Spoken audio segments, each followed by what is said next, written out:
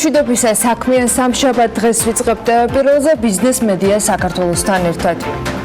რუსეთი ორ ქვეყანას შორის ფრენების აღდგენის წინაპირობებს აყენებს და ქართული ავიაკომპანიების მხრიდან დავალიანების დაფარვას ითხოვს.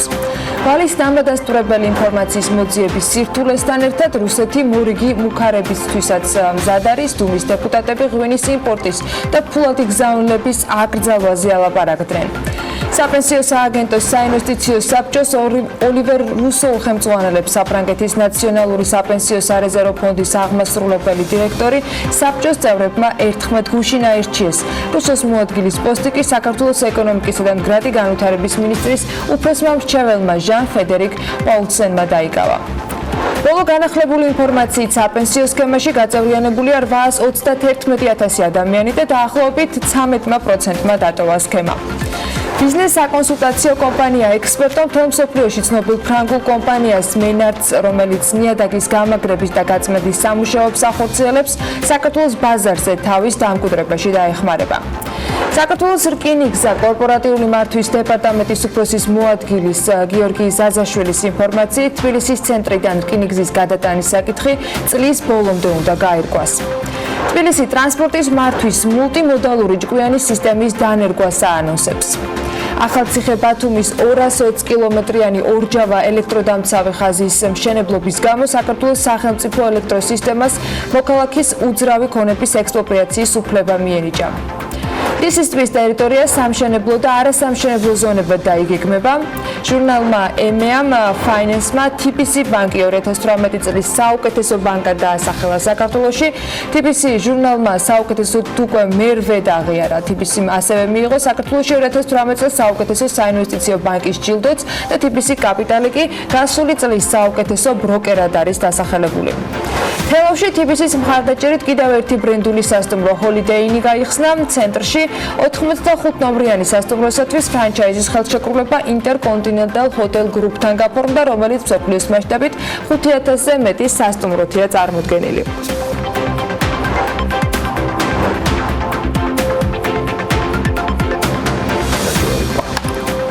დილა მშვიდობის ყველას მოგესალმებით. დღეს 9 ივლისია 2019 წელი. საქართველოს თბილისიდან მაუწყებლობთ. გიორგი საკაძე ვარ, ანა ლაპიაშვილთან ერთად მაქვს პატივი წარმოგიდგინოთ ჩვენი დილა, რომელიც ისევ საქმიანია და ისე მოხდა, რომ ვერც დღეს ავწდებით რუსეთის თემას. პრეზიდენტ პუტინის განკარგულების ამოქმედებიდან, რომელიც რუსეთს საქართველოს შორის ფრენების აკრძალვას გულისხმობდა, 24 საათიც არ იყო გასული, რომ რუსეთის ტრანსპორტის სამინისტრომ რუსულ მედიაში ქართული ავიაკომპანიებისთვის ფრენების განახლების პირობა დაასახელა. ეს უკვე მეორედ ხდება. ჯერ ისიც ვერ გავიგეთ, უბრალოდ გავიგეთ, რომ ძალიან კარგად, მაგრამ ადეკვატურობაში რის გამოც ფრენების შეწყვეტა გადაწყვიტა მეზობელმა ქვეყანამ და მისმა ადმინისტრაციამ, მაგრამ პირობები უფრო საინტერესო აღმოჩნდა. აქაც პრინციპში სიახლე არაფერია. ტრანსპორტის სამინისტროს პრესსამსახურის ხელმძღვანელი ეს პიროვნება არსებობს, ალექსანდრე ვოლკოვი. მან რასია 24-ის ეთერში გაკეთებული განცხადების მიხედვით რუსეთში ქართული ავიაკომპანიების ფრენების აკრძალვაზე იმ დრომდე გაგრძელდებაო ეს ამბავი, ვიდრე სრულად არ დაიფარება აერონავიგაციის მომსახურების არსებული დავალიანება და ეს დავალიანება მე როგორც ვიცი ინკრიმინირდება მხოლოდ ორი კომპანია, ავიაკომპანიები. ქართული ავიაკომპანიების მიმართ ვოლკოვმა მოკეთ ასეთი რაღაც თქვა. ფრენების შეწყვეტა იმ მომენტამდე გაგრძელდება, ვიდრე რუსეთის მხარისათვის არ იქნება წარმოდგენილი კომპანიების Georgian Airways-ის და Myra Airlines-ის საავიაციო უსაფრთხოების პროგრამა და მათი აუდიტი. ასევე იმ მომენტამდე, ვიდრე ბოლომდე არ დაიფარება ქართული მხარის მიერ აერონავიგაციის მომსახურების არსებული დავალიანება. რაღაც სანქციებზე რუსული მხარე 21 ივნისად საუბრობდა და რაღაც პრობლემებზე. მაშინ როცა ვლადიმერ პუტინმა ხელი მოაწერა ბრძანებას, რომლის მიხედვითაც გუშინდლიდან მოყოლებული ფრენები ორ ქვეყანას შორის შეჩერებულია. ქართულ კომპანიებს რომ დავალიანება რუსული მხარის მიმართ არ აქვს, ეს BMT-სთან, Georgian Airways-მა და Myra Airlines-მაც კიდევ ერთხელ ამ პერიოდში რამდენჯერმე დაადასტურეს. ყოველ შემთხვევაში ვერც ერთმა ოპერატორმა კომპანიამ ვერ გაიგო რა დავალიანებას გულისხმობდა რუსული მხარე. მოკლედ დიდი ბუნდოვანებაა ამ ნაწილში. ეხლა რაც შეეხება გუშინდელ განცხადებებს,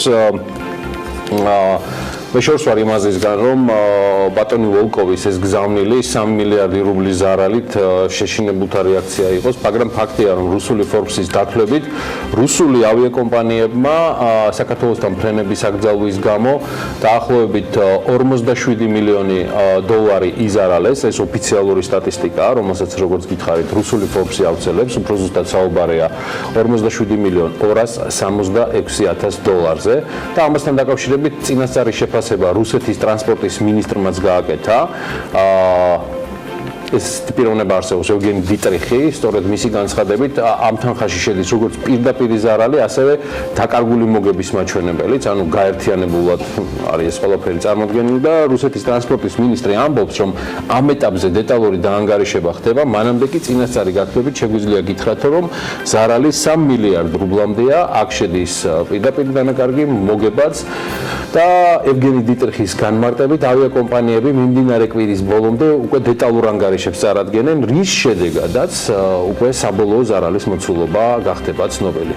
ამასობაში რუსული ავიაცია და მთავრობა ელოდება ალბათ პირველ გზავნილზე რეაქციებს იმ ფონზე, რომ საქართველოს მთავრობის წევრები განცხადებისას არაერთ მნიშვნელოვნად აღნიშნავენ, რომ მოსახლეობის თხოვნით ყველაფერს იზამენ, რომ რუსული ბაზარი არ დაიკარგოს. საინტერესოა კითხვა და მასზე პასუხი. უნდა ველოდოთ თუ არა, რომ ხელისუფლებისგან უფრო აქტიური მუშაობა იქნება იმაში გასარკვევად, რა ვალს გთხოვს რუსეთი, რა ვალს თხოვს ქართულ კომპანიებს რუსეთი და კიდევ უფრო საინტერესოა, უნდა უღირდეს თუ არა საქართველოს მთავრობას იმუშაოს თუნდაც არარსებული ვალის დასაფარად. კითხვა რა თქმა უნდა რიტორიკულია და მისი პასუხი ერთმნიშვნელოვანია. თუმცა იარსებებს ბევრი არგუმენტი და ბევრი მაგრამ, რომელიც შეიძლება მოვისმინოთ და დიდი ინტერესით დაველოდებით სხვათაშორის მე ამ ძალიან ბევრ მაგრამს.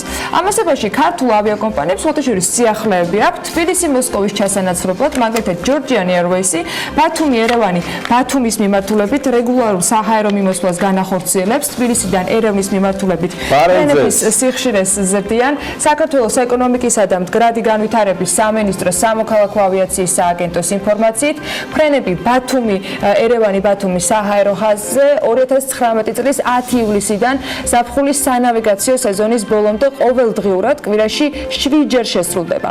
ქართულმა ავიაკომპანიამ გაზარდა ფრენების სიხშირე თბილისი-ერევანის მიმართულებითაც და უკვე ორშაბათიდან მოყოლებული Georgian Airways-ი ამ საჰაერო ხაზზე ამატებს 7 სიხშირეს, ანუ ყოველდღიურად და ზაფხულის სანავიგაციო სეზონის ბოლომდე რეგულარულ ფრენებს კვირაში 14 ჯერ შეასრულებს.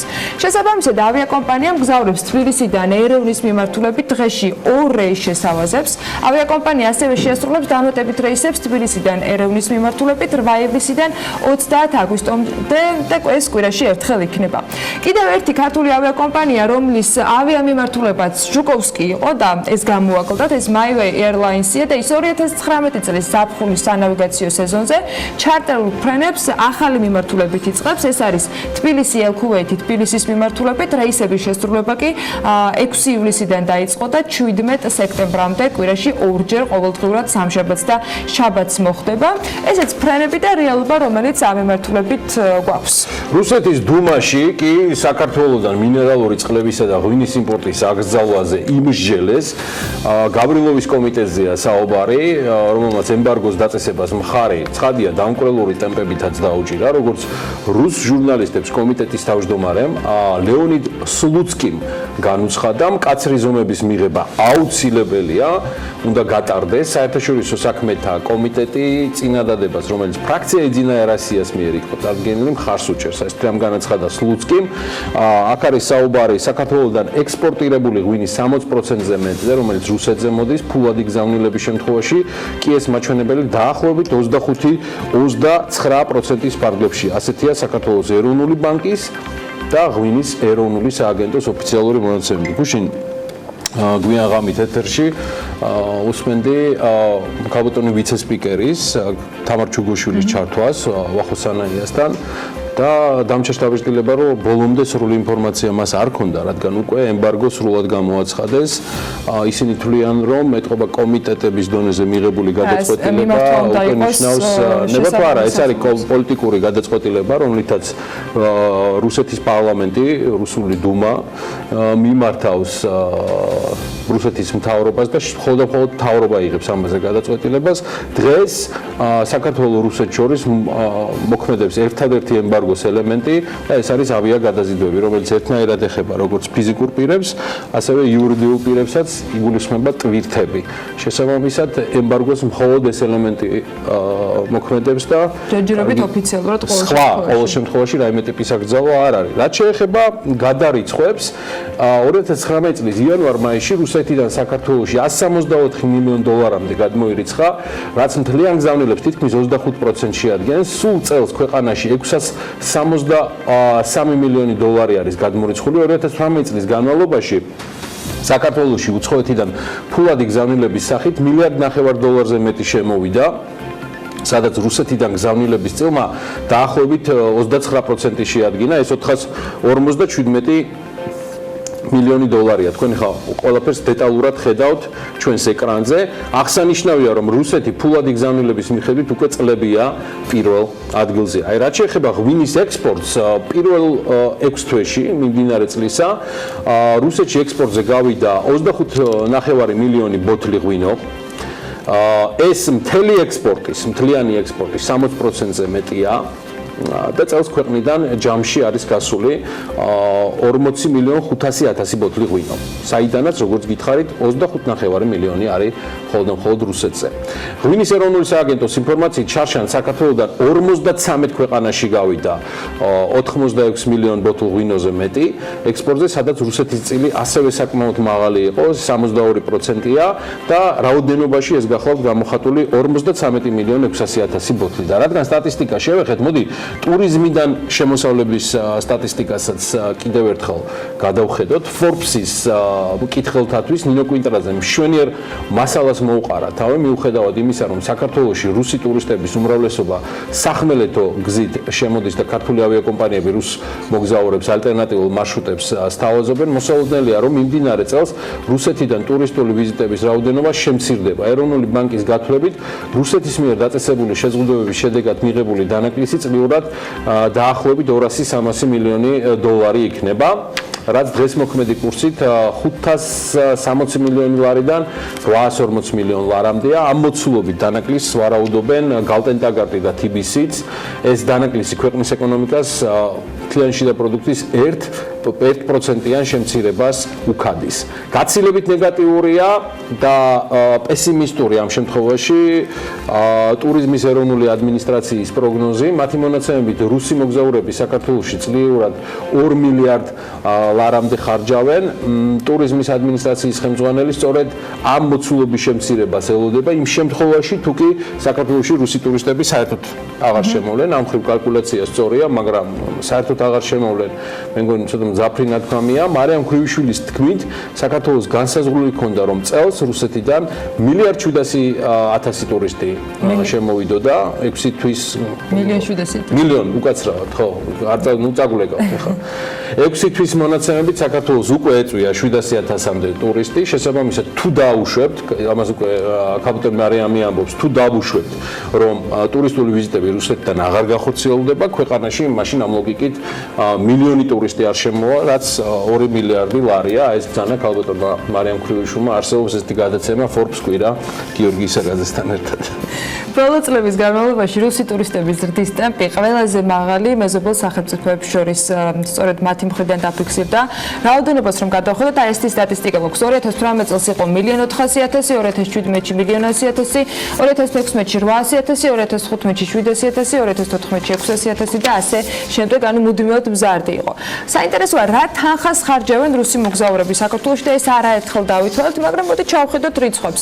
2018 წელს ვიზიტორებმა ტურისტულად ჯამში 7 მილიარდ 900 მილიონი ლარი დახარჯეს, საშუალო დანახარჯი ერთ ვიზიტზე კი 1099 ლარი იყო. ეს ტურიზმის ეროვნული ადმინისტრაციის ოფიციალური გათვლები და მონაცემებია, რაც ეროვნული ბანკის მონაცემებსაც ფაქტობრივად ემთხვევა, რომლის მიხედვითაც მხოლოდ გასულ წელს საქართველოს ტურიზმიდან მიიღო 2 მილიარდ 700.000 დოლარი, ანუ დაახლოებით 7 მილიარდ 200 მილიონი ლარი.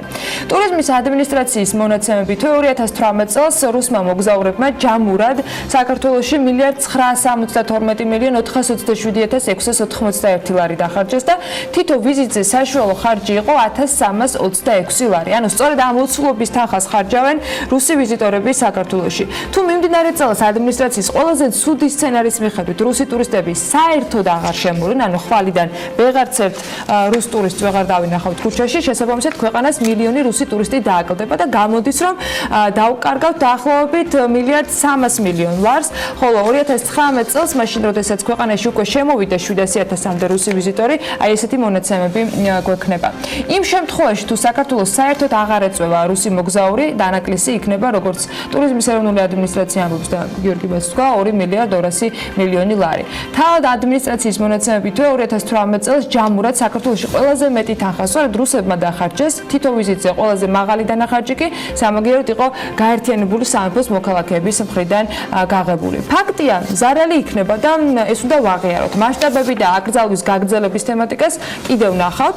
დღეს მით უმეტეს ველოდებით რეაქციას რუსეთის ოფიციალური უწყებებისგან უკვე აღმასრულებელი ხელისუფლებიდან დუმის მიერ გაგზავნილ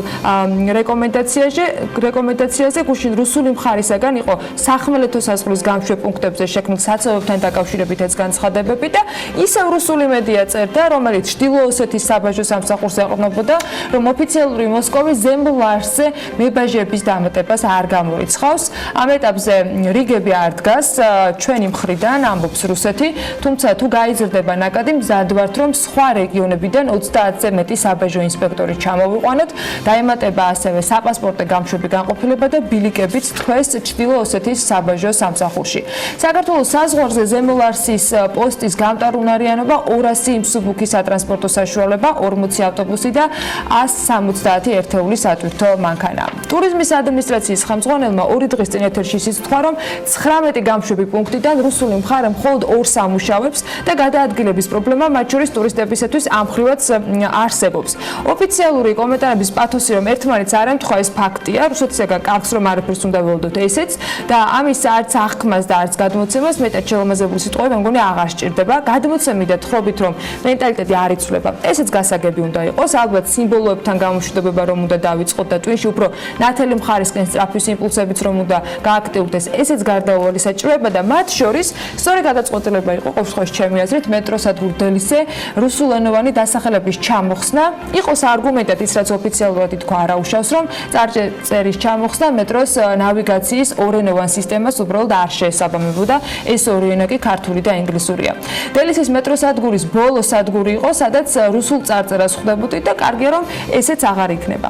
ახლა მათ შორის ტურიზმში და მომსახურების სხვა სექტორებში უნდა ჩავანაცვლოთ რუსული, ინგლისური საკომუნიკაციო ენით და ვიმუშაოთ ბევრი, რომ შემდეგი წლების სტატისტიკაში ევროპელი, ამერიკელი, ნებისმიერი სხვა ქვეყნის მოქალაქეები უფრო მეტად დაინტერესდნენ ჩვენი ქვეყნით. თან ამაში ჩვენი მეგობრები სხვადასხვა ქვეყნიდან აქტიურად ეხმარებიან სამშობლოს. ამჯერად ქართველმა სუმოისტმა თეიმურაზ ჯუღელმა ჩაწერა ვიდეო მიმართვა და Facebook-ის პირად გვერდზე გაავრცელა. გაგა მარუ იაპონელებს საქართველოში მოგზაურობას ურჩევს. 皆さんおはようございます。ジョージア出身のガガマルです。うちの国が海もありますし、川もありますし、山もありますので、ぜひよかったら観光訪ねてください。食べ物も美味しいなんで、本当に喜ぶと思いますので、日本人の皆さんにぜひグルジアまで足運んでください。ぜひよろしくお願いします。მე დარწმუნებული ვარ უმრავლესი რომ გაიგო რაზეც საუბრობდა. გაგამარო და მე მას წარმატებებს ვსურვებ ისევე როგორც ყველა ქართულ სუმო მაგრამ მოიქოქა ქართული გაგამაროს რჩევა იმედია იაპონიაში ბევრგან იქნება გათვალისწინებული ვისაც არც სუმოს გულშემატკივრები გწყალობენ საზღვრის მიღმა და არც რომელიმე სხვა პროფესიის თუ მისწრაფებების პოტენციური სტუმრები მცირე წვლილი ბიოლის ცენტრის დასახმარებლად შეგვიძლია გავიღოთ თბილისთან ახლოს კოჯორში მდებარე გამაჩანსაღებელი ბიოლი მედიკალ ველნეს რისორტში სოფლიო კონკურსში World Luxury Hotel Award-ში მონაწილეობს ბიოლი სამ კატეგორიაშია წარდგენილი ძვირადღირებული ლაქშერი სატყეო კურორტი, ძვირადღირებული ველნეს აღდგენა და ძვირადღირებული პატარა სასტუმრო. 30 ჰექტარზე გაშენებული ველნეს ცენტრის პოზიციონირება ხმის მიცემით არის შესაძლებელი და თითო ხმაც იქნება ძალიან მაგარი, რომ დავეხმაროთ, შეგახსენებთ, რომ ამ კომპანიასთან და ამ ამ ობიექტთან და მის მეპატრონესთან სამას ჭედლძესთან დაკავშირებით ჩვენ შესაბამისი ისტორიაც გქონდა მომზადებული. საქმიანობის არქივში ძალიან საინტერესო ამბავს ნახავთ. სხვათა შორის საქართველოს ტურისტული პოტენციალის გასაცნობა ტურიზმის ეროვნული ადმინისტრაცია უცხოელი ჟურნალისტების განსაკუთრებულ დიდ რაოდენობას ელოდება. ივლისის ბოლომდე ამერიკის შეერთებული შტატებიდან, ევროკავშირის ქვეყნებიდან და მათ შორის იგულისხმება გერმანია, ჰოლანდია, დიდი ბრიტანეთი, ჩეხეთი, ლიეტუვა, ლატვია, ესტონეთი, ბულგარეთი, სამხრეთ კორეა, ყაზახეთი, უკრაინა, ისრაელი, აზერბაიჯანი, ყატარი, არაბთა გაერთიანებული საემიროები. მოკლედ 200-მდე ჟურნალისტი, ბლოგერი და გადამღები ჯგუფი უნდა ჩამოვიდეს. უცხოური ტელეკომპანიების ონლაინ და ბეჭდური გამოცემების წარმომადგენლები საქართველოს სხვადასხვა კუთხეს დაათვალიერებენ, გადაიღებენ კურორტებს და ტურისტულად მიმზიდველ ადგილებს. მომზადებენ ასევე რეპორტაჟებს, სტატიებს, რომელსაც მილიონობით ადამიანი უნდა გაეცნოს და ასე შემდეგ. ეს ჯერ გეგმაა. უკვე გვესტუმრა საკმაოდ იაპონიის წამყვანი გამოცემის წარმომადგენლები, რომლებიც თბილისში, სიღნაღში, წინანდალში, მცხეთაში, ანანურსა და ყაზბეგში იყვნენ და შესაბამისი მასალაც მოამზადეს ამ ქალაქებთან დაკავშირებით. საქართველოს ტურიზმის ეროვნული ადმინისტრაცია აქტიურად მუშაობს იაპონიის ბაზარზე საქართველოს ცნობადობის გასაცვლელად. შესაბამისად, ჩვენ ბოლო ერთი კვირის განმავლობაში გვყავდა ჩამოყვანილი ორი ჯგუფი, რომელიც დაკომპლექტებული იყო საუკეთესო რეიტინგული ჟურნალისტების წარმომადგენლებისგან. მათ ბუნებრივია ჩვენ მოვუწყეთ ტურის საქართველოს ტურისტული პოტენციალის გასაცნობად, რის შესაბამისადაც იქნა გადაღებული ვიდეო მასალები, შემდგომ დამზადება სტატიები, ისევე როგორც გადაცემები და საბოლოო ჯამში საქართველოს შესახებ გაიგებს მინიმუმ 15 მილიონამდე. ამ ტურის შემდეგ მოდი ამ ნაწილს მე დავამთავრებ და Forbes-ი შენ წარადგინე. გმადლობთ. ამ ტურის შემდეგ საქართველოს შესახებ იაპონიის წამყვან გამოცემებში ვრცელი სტატიები დაიბეჭდება. ეს ტური იაპონიასა და აზერბაიჯანში საქართველოს საელჩოების მხარდაჭერით სუამის საკონსულტაციო ფორუმის ფარგლებში გაიმართა. ჟურნალისტები საქართველოს შესახებ გადაცემისთვის Discovery of the World's Mysteries ფილმს მოამზადებენ. რაც შეიძლება ბევრი უნდა მოუყვეთ საქართველოსზე და რაც შეიძლება მეც უნდა მოუყვეთ. ჩვენს ქვეყანაზე ეს არის ძალიან სწორი მიდგომა და გადაწყვეტილებას და სტრატეგიას. რომელშიც ჩვენ თვითონმა ჩვენთაგან უნდა მივიღოთ მონაწილეობა და მეც უნდა გავაგებინოთ, რომ საქართველოს ძალიან ლამაზი სტუმართმოყვარე, დიდარი ისტორიის, კარგი დასვენების შესაძლებლობის უსაფრთხო ქვეყანა არის. ეს უნდა გავაკეთოთ ოღონდ. ამ უსაფრთხოების ნაწილში კი ხელისუფლებას განსაკუთრებით ძალიან ბევრი სამუშაო აქვს, ძალიან ბევრი. ამიტომაც არის, რომ სოფლიოში წამყვანი ბიზნეს გამოცემის ქართული სახლის ახალი ნომერი ამ თვეში სწორედ აი ასეთი ყდით არის წარმოდგენილი და ძალიან საამაყო ჩემთვის. ეს Forbes საქართველოს ივლისის ნომერია, რას წაიკითხავთ ამ ნომერში, რამდენიმე წამში გაიგებთ.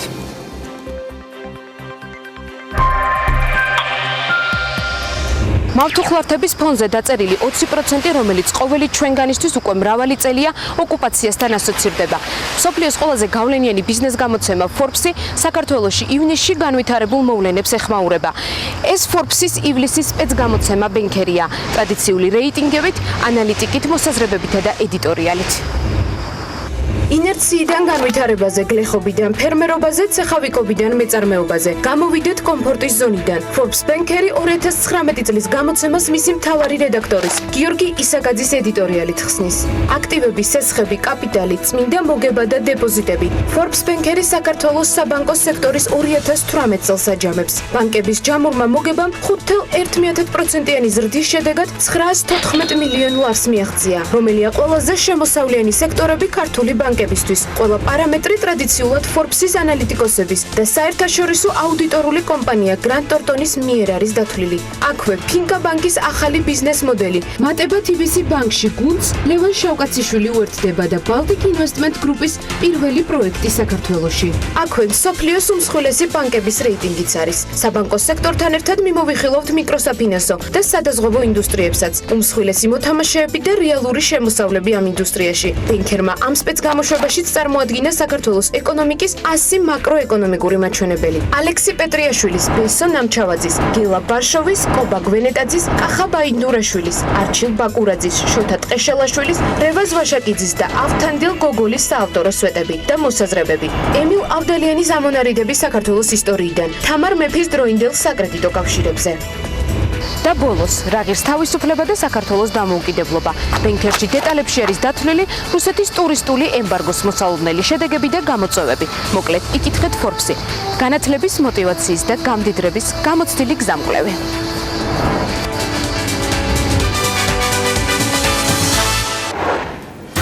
საერთაშორისო გამჭვირვალობა საქართველოს ოფისის ინფორმაციის მიხედვით ბათუმის მუნიციპალიტეტს 11 აიბში დასაქმებულთა შრომის ანაზღაურებაზე ყოველთვიურად 1,626,899 ლარი, წლიურად კი 19,522,796 ლარი სჭირდება.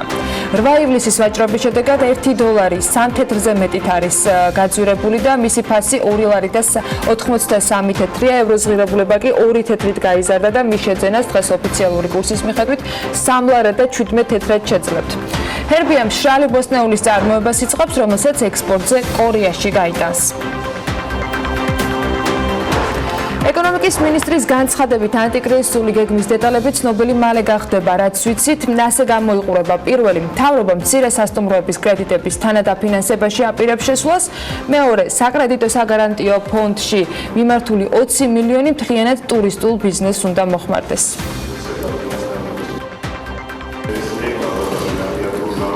გადავწყვიტეთ, რომ მივიღოთ მონაწილეობა საბანკო სესხების პროცენტის თანადაფინანსებაში, რადგან მთავარი, რაც მესმოდა ეს დღეები ამ შეხვედრების დროს არის ის, რომ საბანკო სესხები არის ერთ-ერთი მნიშვნელოვანი ფინანსური ასე ვთქვათ, ტვირთი, რაც აქვს ბიზნესს და ჩვენ ამ ტვირთის გაღებაში დავეხმარებით და მოვახდეთ პროცენტის თანადაფინანსებას. მეორე მნიშვნელოვანი არის ის, რომ ჩვენი საკრედიტო საგარანტიო სქემა მთლიანად ერთვება ასევე ტურიზმის ინდუსტრიაზე და სასტუმრო ბიზნესზე, რათა ახალი განვითარების პროექტები, გაფართოების პროექტები არ გაჩერდეს და ჩვენ მოვახმართ ამ რესურსს თანაუზრუნველყოფისთვის, როდესაც ბანკი განიხილავს და გასცემს სესხს ახალი სასტუმრო მშენებლობისთვის ან არსებული ტურისტული ბიზნესის გაფართოებისთვის. ქართული ბიზნესის და საქართველოს მთავრობის წევრების შეხვედრაზე განხილვის ერთ-ერთი მთავარი თემა რუსული ტურისტული ემბარგო იყო. ეს თუ ტურისტში საუბრობთ დაახლოებით 200 მილიონია, მე ზუსტად არ მახსოვს რამდენია წელი რემიტენსებში, ანუ გადმორიცხვებში სხვადასხვა ქვეყნებიდან, მე მგონი დაახლოებით იგივე თანხა იქნება, თუ მეტია 200-250 მილიონი არის მგონი რუსეთის წელი მთლიან შემოსავლებში გადმორიცხვებით. ამდენად ერთი იმდენით გაიზრდება ეს ტვირთი, მაგრამ არ ამგონია მაგაგზავრამ ხუვადი ნაკადების შეჩერების ეს ისეთი ნაწილი არის, ისეთი მცირე თანხები მოდის ყოველთვიურად, რომ ამის გადაკეთება და შეჩერება პრაქტიკულად შეუძლებელი იქნება რუსეთის მხრიდან. რა შედეგები შეიძლება ჰქონდეს უარყოფითი რუსული ფაქტორის ეკონომიკური ემბარგოსთან, ფრენების შემცირებასთან, ტურისტული ნაკადების შემცირებას საქართველოში, ამ რა შედეგი უნდა მოიტანოს, რას ველოდებით, მაგრამ ყველაზე მნიშვნელოვანია ჩვენ რა უნდა გავაკეთოთ ხელისუფლებასთან ერთად. სავარაუდოდ ტურისტულ სეზონთან დაკავშირებული მიმდინარე საკითხი და ბიზნესის ჩართულობა იმ ძალიან კრიზისულ სიტუაციაში, რომელშიც შეიძლება აღმოჩნდეთ ამ ზაფხულის პერიოდში რუსეთთან ფრენების გაუქმებასთან დაკავშირებით და სავარაუდოდ აქ იქნება ერთიანი სტრატეგიის განხილვა, როგორც შეიძლება ქართული ბიზნესი მიეხმაროს სახელმწიფოს იმისთვის, რომ არ შეეტყოს მცირე და საშუალო ბიზნესს განსაკუთრებით რეგიონებში ამ ნაკადის ესეთი კრიტიკული შეფერხება, რომელიცაც ჩვენ მივიღებთ აუცილებლად. ის ქმედებები, რომელიც ხორციელდება რუსეთის ხელისუფლების მხრიდან და უკავშირდება რიგა და საქმე ნაბიჯებს, მათ შორის ფრენების აკრძალვას, გარკვეულ პროდუქციაზე, გარკვეულ შეზღუდვას, ბუნებრივია იქნება დანაკარგი ქართული ეკონომიკისთვის. ამიტომ ამასთან დაკავშირებით ეკონომიკის სამინისტრო რეგიონებში აქტიურად მართავდა შეხვედრებს ბოლო პერიოდის განმავლობაში და რამდენადაც ჩემთვის ცნობილია, ბიზნესმა დასვა ეს მთავარი მოთხოვნები, რომელიც უკავშირდება იმ აკომპენსირებელ ნაბიჯებს, რომელიც ამემართულებით შეიძლება გადაიქცას.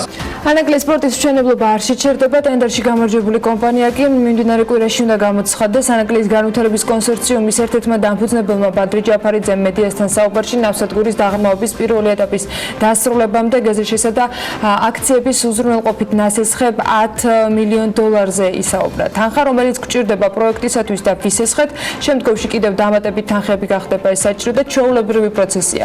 აქციები არ გასხვისებულა, ჩვეულებრივი ტრანზაქციაა და მომავალშიც ვაპირებთ ანალოგიური ინსტრუმენტების გამოყენებას. ასეთი რამ მომავალშიც იქნება, ავიღებთ სესხს და დავაბანდებთ ანაკლიაში, ამბობს ბადრი ჯაფარიძე.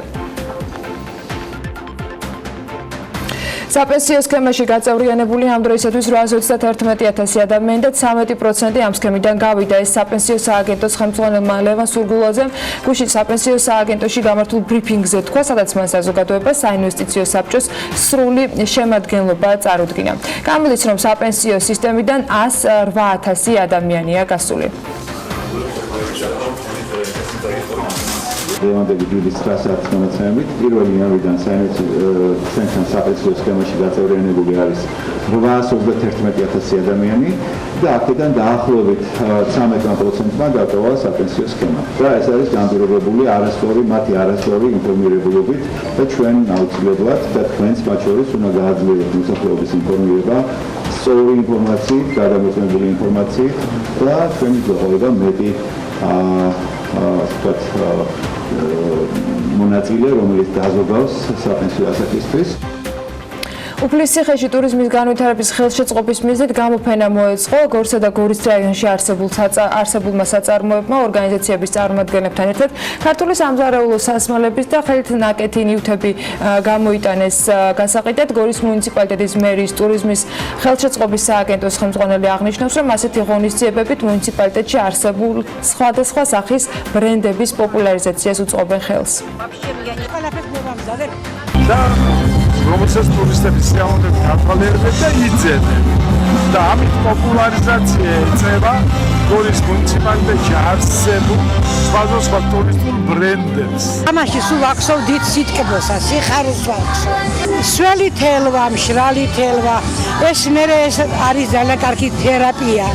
უნარშეზღუდული ბავშვებისთვისა ძალიან კარგი ის არის და არ დაიკარგოს ხალხური რეწვა, ხალხური თექა. თბილისი ტრანსპორტის მართვის მულტიმოდელური ჭკვიანი სისტემის დანერგვას გეგმავს დედაქალაქის მერი პარიზის ტრანსპორტის მმართველი კომპანია რატპის ცენტრალურ ოფისს სტუმრობდა. კახაკალაძე განმარტავს, რომ საზოგადოებრივი ტრანსპორტის გამართული ფუნქციონირებისათვის განახლებული ავტოპარკის და საქალაქო ტრანსპორტზე ადაპტირებული ინფრასტრუქტურის გარდა მნიშვნელოვანი იქნება ტრანსპორტის მართვის მულტიმოდელური ჭკვიანი სისტემის დანერგვაც. ამ შეხვედრაზე პარიზის ავტოსატრანსპორტო ქსელის და გარდამავალი ენერგეტიკის პროგრამის ავტობუსი 2025 საქმიანობის პრეზენტაციაც შედგა და შესაბამისად გაცვალეს ინფორმაცია კერძო სექტორებმა პარტნიორობის მექანიზმზე, რაც შეიძლება საქართველოში იყოს გამოყენებული. მაღალ ტექნოლოგიებზე უნდა გავაგრძელოთ საუბარი, რომელ ქვეყნებში ინტერნეტის სიჩქარე მსოფლიოში ყველაზე სწრაფი და სად არის მარტივი ბიზნესის მართვა სახლიდან ან კაფედან, ლეპტოპის მეშვეობით, ადგილობრივი მოსახლეობის კვლევებისა და სტატისტიკური ინფორმაციების ანალიზის საფუძველზე BBC-მ 5 ქვეყანა დაასახელა, სადაც ციფრულ ეპოქაში ცხოვრობენ იმ დროს, როდესაც დანარჩენ სამყაროში ციფრულ მომავალზე ჯერ მხოლოდ საუბრობენ. რომელ ქვეყნებზეა საუბარი და როგორ ცხოვრობენ ადამიანები თანამედროვე რეალობაში? მარიამ ადამიანი და თათია ჩაფიჩაძე გვერდებიან ამ თემაზე სასაუბროდ. დილა მშვიდობისანია. მაღალ სიჩქარიანი ინტერნეტი უწყვეტი კავშირი მასთან მობილურისა თუ სხვადასხვა მოწყობილობების საშუალებით და უნაღდო ანგარიშწორება ეს ის მთავარი ელემენტებია, რომლებიც თანამედროვე ეპოქაში ყველაზე დიდ გავლენას ახდენს გლობალურ ეკონომიკაზე. თუმცა მიუხედავად იმისა, რომ ეს ფაქტი ყველას აქვს გააზრებული, მაინც ზოგიერთ ქვეყანაში უფრო მეტი ყურადღება ექცევა ციფრულ მომავალს, მუდმივად აუმჯობესებენ და ავითარებენ ონლაინ მომსახურებას და მათ ხელმისაწვდომობას სხვებისთვის, ვიდრე დანარჩენ სამყაროში. სწორედ ამ მონაცემებს ითვლის და რეიტინგსაც ადგენს სააგენტო Internation's ანალიზით Digital Life Report, ანუ ციფრული ცხოვრება საზღვარგარეთ, სადაც ნათქვამია, რომ ესტონეთი ციფრული ცხოვრებით ერთ-ერთი მოწინავე ქვეყანაა მსოფლიოში, როგორც სააგენტო წერს. მას შემდეგ, რაც ქვეყანა გამოეყო საბჭოთა კავშირს, აქ მნიშვნელოვანი ნაბიჯები გადაიდგა განვითარების კუთხით, ყველაზე დიდი ინვესტიცია კი ციფრულ ინფრასტრუქტურაში იდება. მარიამ, საინტერესოა გადავხედოთ იმასაც, თუ როგორ ცხოვრობენ ადამიანები ქვეყნებში, სადაც ციფრული მომავალი უკვე თანამედროვე რეალობაა. გადავხედოთ, თათია, საინტერესოა ის ფაქტი, რომ ესტონეთში ინტერნეტზე წვდომა ადამიანის ძირითად უფლებად მოიაზრება. ქვეყანაში არჩევნებიც კი ონლაინ პროგრამის მეშვეობით ტარდება, ასევე ფუნქციონირებს ონლაინ ბანკინგი, ონლაინ ჯანმრთელობა და ვირტუალურად ხდება კომპანიის დარეგისტრირება. არარეზიდენტებისთვისაც კი მოძველებულია სატელეფონო ზარები, რადგან ადამიანებს შორის ჩატით ხდება კომუნიკაცია, თუმცა მედალს მეორე მხარეც აქვს და გეტყვით იმასაც, რომ გაციფრულების პროცესს აქვს უარყოფითი შედეგი, რადგან აქ მაღალი მაჩვენებელია თავდასხმების კუთხით. BBC-ს საერთო რეიტინგში მეორე ადგილს იკავებს ფინეთი, სადაც ინტერნეტის როლი იმდენად მნიშვნელოვანია, რომ 2010 წელს ხელისუფლებამ ინტერნეტზე მოქალაქეების წვდომის საკითხი საკანონმდებლო დონეზე გადაწყვიტა. უნდა აღინიშნოს, რომ ფინეთი იყო პირველი ქვეყანა, რომელმაც მსგავსი კანონი მიიღო და მაღალი სიჩქარის ინტერნეტი სიტყვის თავისუფლებასთან ერთად ეკოსისტემას უფრო მდგრადს და დაცულს ხდის. შედეგად ფინეთში ინფორმაცია ყველასთვის ხელმისაწვდომია და ადამიანებს აქვთ თანაბარი შესაძლებლობა მოახდინონ მნიშვნელოვანი ზეგავლენა ქვეყნის მომავალზე. მაღალსიჩქარიანი ინტერნეტი იზიდავს ბევრ უცხოელ ინვესტორსაც ქვეყანაში და ცხოვრებას ბევრად მარტივს ხდის. უნდა აღინიშნოს ისიც, რომ სერვისი ხელმისაწვდომია ინგლისურ ენაზე იმისათვის, რომ გაგება მარტივი იყოს ქვეყანაში ჩამოსული სტუმრებისთვისაც. მაგალითისთვის შესაძლებელია ონლაინ ექიმთან ჩაწერა და საჭირო კონსულტაციების მიღება მისვლის გარეშე სწორედ ინგლისურ ენაზე. ფინეთში ციფრული ინფრასტრუქტურა განათლების პარალელურად ვითარდება, მაგალითად ჰელსინკში გაიხსნა ახალი ბიბლიოთეკა, რომელიც ციფრულ ტექნოლოგიებს ეფუძნება. თუმცა ციფრულ ეპოქას ისევე როგორც ყველაფერს ამ სამყაროში აქვს თავისი უარყოფითი მხარეებიც და ეს ამ შემთხვევაში არის მის მიმართ დამოკიდებულება, რომელიც განსაკუთრებულ ზეგავლენას ახდენს ბავშვებზე და მოზარდებზე. ამიტომაც ფინეთში ზაფხულობით მიდიან აგარაკებზე და წყვეტენ კომუნიკაციას ციფრულ სამყაროსთან. უნდა აღინიშნოს ისიც, რომ მსოფლიო ჯანდაცვის ორგანიზაციამ ფინელები ყველაზე ჯანმრთელ ერადაც კი დაასახელა. კიდევ ერთი ქვეყანა განვითარებული ციფრული ინფრასტრუქტურით ისრაელია, რომელიც ინოვაციური ტექნოლოგიების ცენტრად და სტარტაპერ ერად მოიხსენიება. აქ ხანდაზმულებსაც სმარტფონები აქვთ და Facebook-ის ან WhatsApp-ის მეშვეობით კონტაქტობენ ერთმანეთთან. იმაზე აღარ ვისაუბრებ, რა თქმა უნდა, რომ ინტერნეტი მთელი ქვეყნის მასშტაბით არის ხელმისაწვდომი, თუმცა გეტყვით, რომ ის სხვა ქვეყნებთან შედარებით მკვეთრად სწრაფი, იაფი და საიმედოა. ამიტომაც ხშირად ნახავთ ადამიანებს, რომლებიც კაფეში ან სკვერში ლეპტოპით ხედან და მუშაობენ. ხოლო ისინი, ვინც სტარტაპებით არიან დაკავებულები, ძირითადად თელ-ავივში ცხოვრობენ და მიდიან, ეს რადგან ეს ის ქალაქია, სადაც ათასობით სტარტაპი ფუნქციონირებს და მათთვის განსაკუთრებული პირობებიც მოქმედებს. ციფრული ცხოვრების საერთო რეიტინგში მომდევნო ადგილზე გავიდა კანადა, სადაც ყველაზე მეტად ხელმისაწვდომია ონლაინ სერვისები და უნაღდო ანგარიშწორება. ციფრული ცხოვრება უფრო ადვილია დიდ ქალაქებში, სადაც ტექნოლოგიების მიღება უფრო სწრაფია და ინტერნეტის მომსახურებაც უფრო ხელმისაწვდომი. მაგალითისთვის, ისეთ დიდ მეგაპოლისებში, როგორიცაა ტორონტო, სადაც ახალი ტექნოლოგიების მიმართ ადაპტაცია გაცილებით სწრაფად ხდება, მათ შორის ისეთ სიახლეებზე, როგორიცაა პროდუქციის შეძენა, მაგალითად სმარტფონის დახმარებით. საერთო ჯამში უნდა აღინიშნოს, რომ კანადაში ონლაინ სერვისების შეუზღუდავი ხელმისაწვდომობა მეწარმეებს საშუალებას აძლევს ადვილად დაიწყონ და მართონ ბიზნესი, გადაიხადონ გადასახადები, აწარმოონ ბუღალტრული საქმიანობა და მართონ ბიზნესი იქიდან, საიდანაც სურთ. აქვე გეტყვით, რომ ინტერნეტ მომსახურება კანადაში უფრო ძვირია ვიდრე სხვა ქვეყნებში. რიგით მეხუთე ქვეყანა და ბოლო კი სამხრეთ კორეაა, რომელიც 60-იან წლებში მსოფლიოს ერთ-ერთი უღარიბესი ქვეყანა იყო, თუმცა დღეს ეკონომიკის სიდიდით 40,000 ამერიკული დოლარით ერთ სულ მოსახლეზე 2,400 დოლარიანი საშუალო ხელფასითა და 600 მილიარდ დოლარიანი ექსპორტით ერთ-ერთი უმდიდრესი ქვეყანაა. განვითარებას კი ციფრულმა ტექნოლოგიებმა შეუწყო ხელი. ინტერნეტი აქ ყველაზე სწრაფია მთელს მსოფლიოში, რაც ონლაინ თამაშებისა და სტრიმინგის შესაძლებლობას იძლევა უწყვეტად ნებისმიერ დროსა და ადგილას. ქვეყანაში ნებისმიერ წერტილში საუკეთესოდ არის მოწყობილი ციფრული ინფრასტრუქტურა და ადამიანებს გაცილებით უმარტივდებათ კომუნიკაცია, მუშაობა და ზოგადად ცხოვრება, ვიდრე დანარჩენ საყაროში. მადლობა საინტერესო მიმოხილვისათვის, მნიშვნელოვანი ინფორმაციებისთვის. ახლა კიდევ რა არის უკვე რომ გარემოს ეროვნული სააგენტოს მიერ მოწოდებული ინფორმაციას და ამის პროგნოზს გადავხედოთ, რომელიც შემდეგ ინფორმაციას გვაძლევს. ამით განპირობებული იქნება შავი ზღვის ჩრდილო-დასავლეთიდან შემავალი გრილი ჰაერის მასების და სამხრეთიდან გავრცელებული ცხელი ჰაერის მასების ურთიერთქმედებით საქართველოში მოსალოდნელია დროგამშვიდობითი ღრუბლიანების მომატება, ზოგან იქნება ხანმოკლე წვიმა და ელჭექი. აღმოსავლეთ საქართველოში კი შესაძლოა იყოს სიტყვა და იქროლებს დასავლეთის მიმართულების ძლიერი ქარი ზოგიერთ შემთხვევაში. სოხუმში 25 გრადუსი იქნება, ბათუმში 26, ქობულეთში 27, ქუთაისში 28, ზუგდიდსა და ანაკლიაში 27, ოზურგეთში 30, ონში 26 გრადუსი და გორში 30 გრადუსი. ცხინვალში 29 გრადუსამდე გათბება ჰაერი, მარნეულში 34 გრადუსი იქნება, რუსთავში 33, ახალციხეში 27 და ბორჯომში 26 გრადუსი.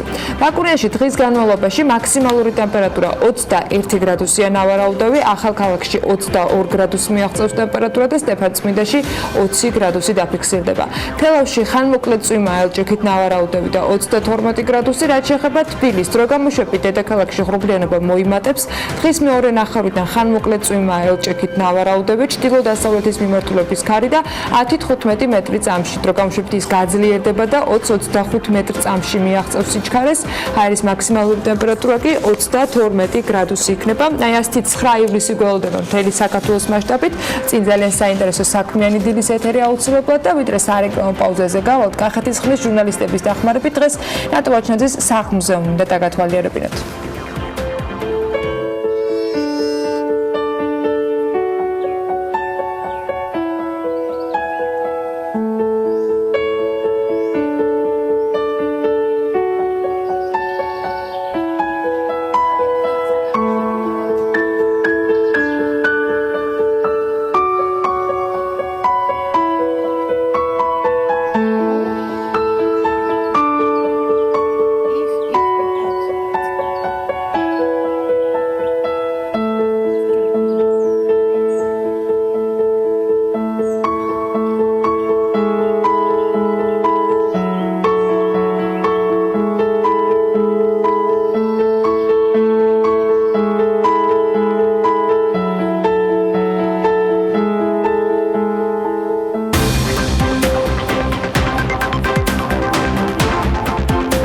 რეკლამის შემდეგ დავბრუნდით საქმიანი დილის ეთერში და ვიდრე სტუმარს წარმოადგენთ, მოკლე ვიდეო მინდა რომ გაჩვენოთ.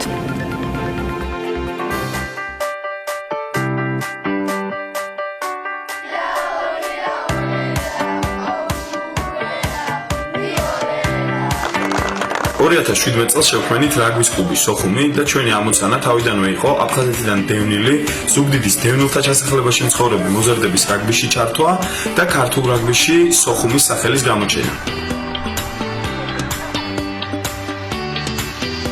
ჩვენი გუნდი ვარჯიშობს ზუგდიდში და დაკომპლექტებულია ზუგდიდის დევნილთა ჩასახლებაში მცხოვრები 2007-2008 წელს დაბადებული მოზარდებით. 2 წელია ეს ბიჭები თამაშობენ სხვადასხვა ტურნირებს და 38 თამაშიდან მათ აქვთ 20 მოგება, 3 ფრე და 15 მარცხი. ამ 2 წლის განმავლობაში ჩვენი გუნდი არსებობდა კეთილი ადამიანებისა და კომპანიების მხარდაჭერით. 2019-2020 წლის ბიუჯეტი არის 16500 ლარი და ეს თანხა მოიცავს წვრთნელის წვრილ ხელფასს, სათამაშო ფორმას, ორ კვირაში ერთხელ დასავლეთ საქართველოში სარაგბი ფესტივალებზე ბავშვების ტრანსპორტირებას და ყვებას, ეროვნული ნაკრების თამაშებზე ბავშვების ჩამოყვანას, სხვადასხვა სოციალურ აქტივობებში მათ ჩართვას და ზაფხულობით 3-4 დღიან საველე შეკრებებს. გუნდში ბავშვებს არ აქვთ გადასახადი და სწორედ ამიტომ ვამბობთ, რომ ეს არის სოციალური პროექტი და ჩვენი ამოცანა ამ ბავშვების სპორტულ აქტივობებში და სოციალურ აქტივობებში ჩართვა.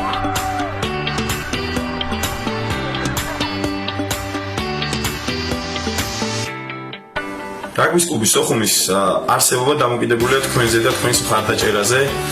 ვარჯიშების შეწყვეტა და გუნდის დაშლა არ იქნება სწორი საქციელი. მადლობა, ჩვენ თქვენი იმედი გვაქვს.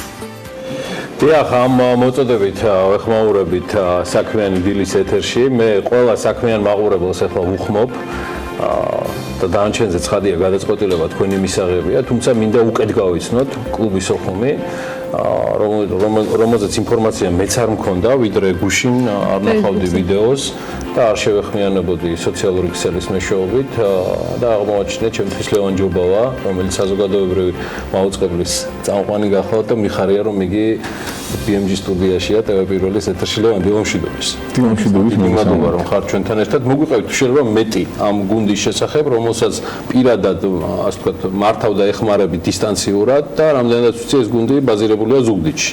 კი ბატონო, მოგესალმებით, მადლობა პირველ რიგში მოწვევისთვის. რაც შეეხება სოხუმს, რაგბის კლუბი სოხუმი შეიქმნა 2017 წელს. ჩემი და ჩემი მეგობრის დავით გებუაძის სატელეფონო საუბრის შემდეგ, რომელიც მანამდე იქ ავარჯიშებდა ბიჭებს, მწვრთნელი იყო დავით, ხო? როდესაც მისი წინა გუნდის მოთამაშეები უკვე გახდნენ აბიტურიენტები, დათომ დამირეკა და ცოტა გულდაწყვეტით მითხრა, რომ ეხა აღარავინ აღარ იulis და გუნდი დაიშლება. მეთქი მოდი ვნახოთ. იქ სკოლა არის, ამ გუნდი ვარჯიშობს ზუგდიდის დათოს წინა გუნდიც ვარჯიშობდა ზუგდიდის სპორტის სასახლის უკან არსებულ საფეხბურთო მოედანზე, რომელსაც ესე საფეხბურთოდ ხშირად აღარ იყენებენ, ბალახი არის, ცოცხალი. და იქვე არის სკოლა, იქვე არის დევნილთა ჩასახლება. და თო მივიდა სკოლაში მოსინჯა, ინტერესი გაჩნდა და ინტერესი რო გაჩნდა, მეორე დღეს ეგრევე დავიწყეთ დათვლა რა დაждდებოდა გუნდის 1 წლის ბიუჯეტი. პირველი წელი დაგვიჯდა 12000 ლარი და მადლობა მიშა ჭკუასელს, ძალიან დიდი მადლობა კახალანიას, დავით რაფაოს და გიორგი რუპიას, იმიტომ რომ პირველი წელი ზუსტად ამ ადამიანების დახმარებით მოხერხდა. უკვე პირველი წლის შემდეგ არ შეიძლება დასახელების უკვე ხო დავასახელე გააგზელე. ხო, შემდეგ უკვე ჩაერთო გიორგი მირცხოვა მოგვეხმარა, ძალიან ანაკლიის კონსორციუმის ანაკლიაში გიორგი. კი, ისევ გურიელი და ვაკის ხორცს პროდუქტები და მოვიდა შემდეგი წელი. 2019 წელი უნდა და სადავართ დღეს ვართ იქ, რომ დღეს არის მე-5 დღე, რაც ეს ვიდეო განვათავსეთ და უნდა თქვა სიმართლე, თავიდან ამ ვიდეოს განთავსება მინდოდა იმისთვის, რომ რაც შეიძლება მეტ პოტენციურ სპონსორთან მისულიყო ჩვენი ხმა, მაგრამ როგორც კი ვიდეო დაიდო, გაჩნდა მოთხოვნა, რომ მიაწერეთ ანგარიშის ნომერი. მიაწერეთ ანგარიშის ნომერი და ამ ეტაპისთვის 41.59% არის შემოსული, ანუ 6905 ლარი და მადლობა ისევ მიშა ჭკუასელს და გურიელს იმისთვის, რომ ისინი ისევ გვიდგანან ჩვენ გვერდში და ძალიან ბევრი ადამიანი გაერთიანდა ამ გუნდის ირგვლივ 50-მდე ტრანზაქცია დაფიქსირდა. რა ასაკობრივ რასაკის ბავშვებზე არის საუბარი? ეს არის 2007-2008 წელს დაბადებული ვაჟები, იმიტომ რომ ეს არის სოციალური პროექტი, როგორც აღნიშნე და იმაზე დავიწყეთ ფიქრი და მუშაობა, რასაც ვიცოდით რომ მოვერეოდით და არ გვიფიქრია უფრო ფართო მასშტაბებზე. როგორც კი გვერდის მხრიდან წამოსული ვიდეოები ესე დატრიალდა რაგბის კლუბის ოხუმი, როგორც თქვენ მოგწერეთ, ასე უწერენ სხვადასხვა მშობლები, რომ აი თბილისში რატო არ არის ოხუმი. თბილისში ძალიან ბევრი გუნდია და იგუშინ მაგალითად ერთმა ქალბატონმა მომწერა, რომელმაც მითხრა რომ ორი ტყუპი ვაჟი მყავს, ვარ სოციალურად დაუცველი, აფხაზეთიდან დევნილი და სად მივიყვანო თქვენთან როგორ მოახერხებ. ცხოვრობდნენ გზანში და დაურეკე დავით ცხედიანს, რაგბის კლუბი ხვამლის დამფუძნებელს, ბორჯღალოს ან ვეტერანს. და ბათუმი მიხარ სექტემბრიდან ვიწყებთ ვარჯიშს და ამ ბავშვებს არ იქნებათ არანაირი გადასახადი, არაფერზე პრობლემა. მოვიდნენ კი ბატონო, ამ ქალბატონს გაუგზავნე ეს ნომერი და პლუს ორი ადამიანი ქართულად ვიდეო გექნება ჩასაწერი, ოღონდ სხვა მიმართულებით.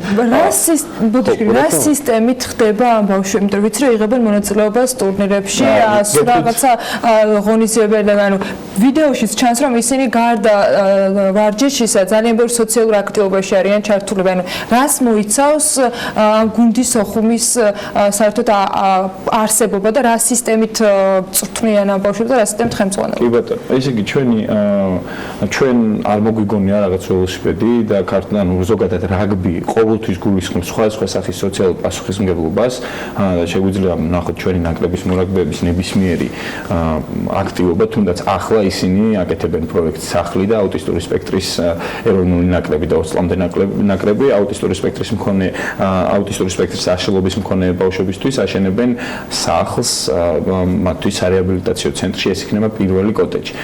ჩვენს გადაწყვეტილი გქონდა რომ აი ეს სხვადასხვა ღირებულებები მიგვეწოდებინა ამ ბავშვებისთვის, მათ იციან რომ უნდა დაჩაგრო, სუსტი უნდა დაიცვა, გუნდურობა არის მნიშვნელოვანი, მათ იციან რომ განათლებას აქვს ძალიან დიდი მნიშვნელობა და როდესაც პირველ წელს გუნდი ავიყვანეთ, მაშინვე უთხარით ბავშვებს რომ სააღდგომოდ ჩვენ ჩამოვალთ და მოვიკითხავთ თქვენ ნიშნებს. არ გექნებათ კარგი ნიშნები, არ იქნება შეკრება. შეკრება გულისხმობს 4 დღიან საველე შეკრებას.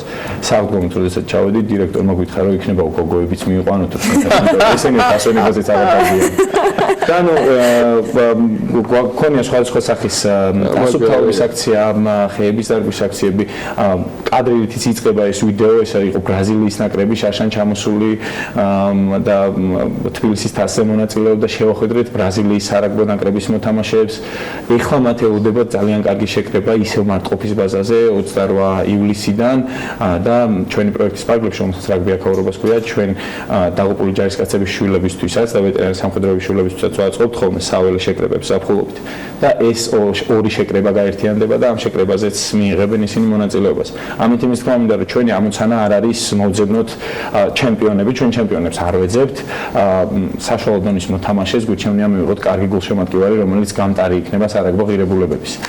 ვარჯიშებს ატარებს კვალიფიციური მწვრთნელი აქვს კვირაში 2-ჯერ ან 3-ჯერ გააჩნია 2 კვირაში ერთხელ აქვს გასვლითი თამაშები მთელი დასავლეთ საქართველოს მასშტაბით და სხვადასხვა რაიონებში მცხოვრებ თავის თანამტოვლებს იცნობენ და ესეც ძალიან მნიშვნელოვანია და თუ არ აქვს თამაში კვირაში 3-ჯერ ვარჯიშობენ, თუ აქვს თამაში კვირაში 2 ვარჯიში და 1 და ეს ყველაფერი კეთდება წელიწადში 16500 ლარად. კი, 16500 არსებობს სარაგბო გუნდი, კლუბი, სოხუმი. კი, ეს თანხა აი სრულად უზრუნველყოფს ყველაფერს, ნებისმიერ მსურველს შეგვიძლია ვაჩვენოთ ეს მეცაც ვიტყვი, მეტი გამჭვირვალობისთვის მზად ვართ, რომ თუ ვინმე კომპანია გამოჩნდება, ეს ბუღალტრული საკითხი მას გადავაბაროთ და ჩვენ სპორტული ნაწილი დავიტოვოთ და ამას მივხედოთ გამართულად.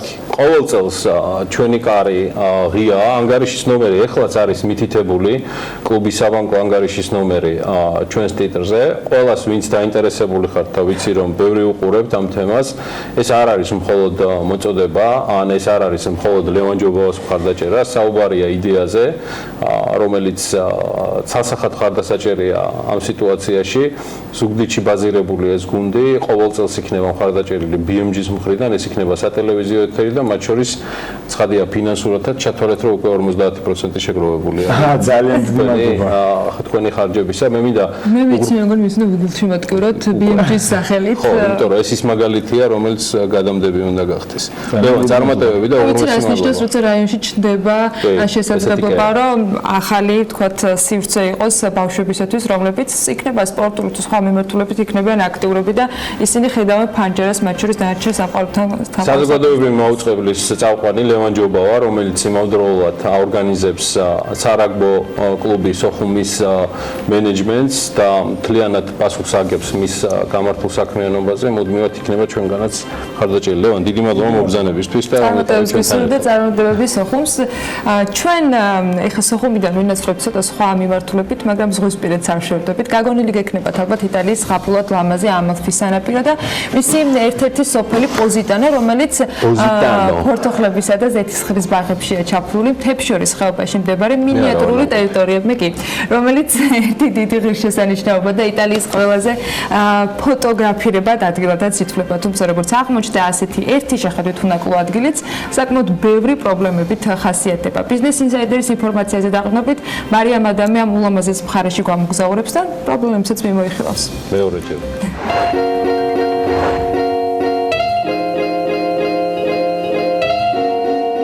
ქალაქის ბორცვებზე განლაგებული ფერად-ფერადი სახლები გარშემორტყმული მთებით და მუდმივი მზით. ასეთია იტალიური სოფლის პოზიტანოს მოკლე აღწერა, რომლის ძირითადი ნაწილი ბორცვზე მდებარეობს და ქვემოთ სანაპიროებისკენ ეშვება.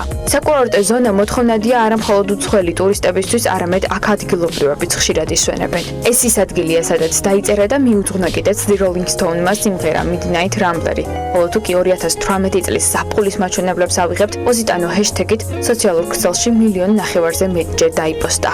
მოკლედ, ყველა ერთხმად აღიარებს, რომ ეს არის საოცნებო მიმართულება თითქმის ყველა მოგზაურისთვის, თუმცა არც ისე უნაკლოა, როგორც ფოტოებიდან ერთი შეხედვით ჩანს. ამიტომაც დავიწყოთ მოგზაურობა და მისი ნაკლიც ერთად დავითვალოთ. მთავარი და ნომერ პირველი დაბრკოლება პოზიტანოზე მოხვედრაა. კურორტთან ყველაზე ახლოს მდებარე ქალაქი, საიდანაც ტრანსპორტი მოძრაობს ამ მანქანის დაქირავებაა შესაძლებელი, ნეაპოლია. ყველაზე იაფი კი ამ შემთხვევაში მატარებლით მგზავრობაა სორენტომდე, რომლის ფასი 15 ევროა კაცზე და შემდეგ დანიშნულების პუნქტამდე ავტობუსი მიდის. შედეგად დაახლოებით საათნახევარში პოზიტანოს უმაღლეს წერტილზე აღმოჩნდებით, საიდანაც პირველი და თანაც ულამაზესი ხედი იშლება ზღვის სანაპიროზე. აქედან ჩანს ქალაქის მთავარი ღირსშესანიშნაობაც, სახლების კალეიდოსკოპი. აქ იმაზე გაცილებით მეტი კიბეა, ვიდრე წარმოგიდგენიათ.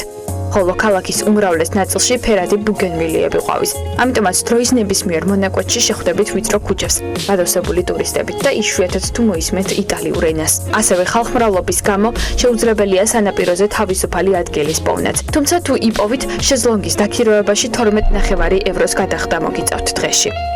აქვე უნდა გაითვალისწინოთ ისიც, რომ ვიდრე ზღვაზე მოხვდებით მთავარ ქუჩაზე ვია მარია გრანდეზე რიგში დგომაც მოგიწევთ. აქვე უნდა აღინიშნოს ისიც, რომ პოზიტანო არ არის ბიუჯეტურ ტურისტზე გათვლილი მიმართულება, რადგან აქ ყველაფერი უკიდურესად ძვირია. მაგალითად, ერთ-ერთ ყველაზე პოპულარულ ბარში ერთი კოქტეილის ღირებულება 18 ევროა. შედარებისთვის ასეთია ფასი ლონდონში ყველაზე ძვირ ბარშიც. თუმცა როგორც ტურისტები ამბობენ, მაღალი ფასების მიუხედავად პოზიტანო ის მიმართულებაა, რომლის ნახვაც ნამდვილად ღირს.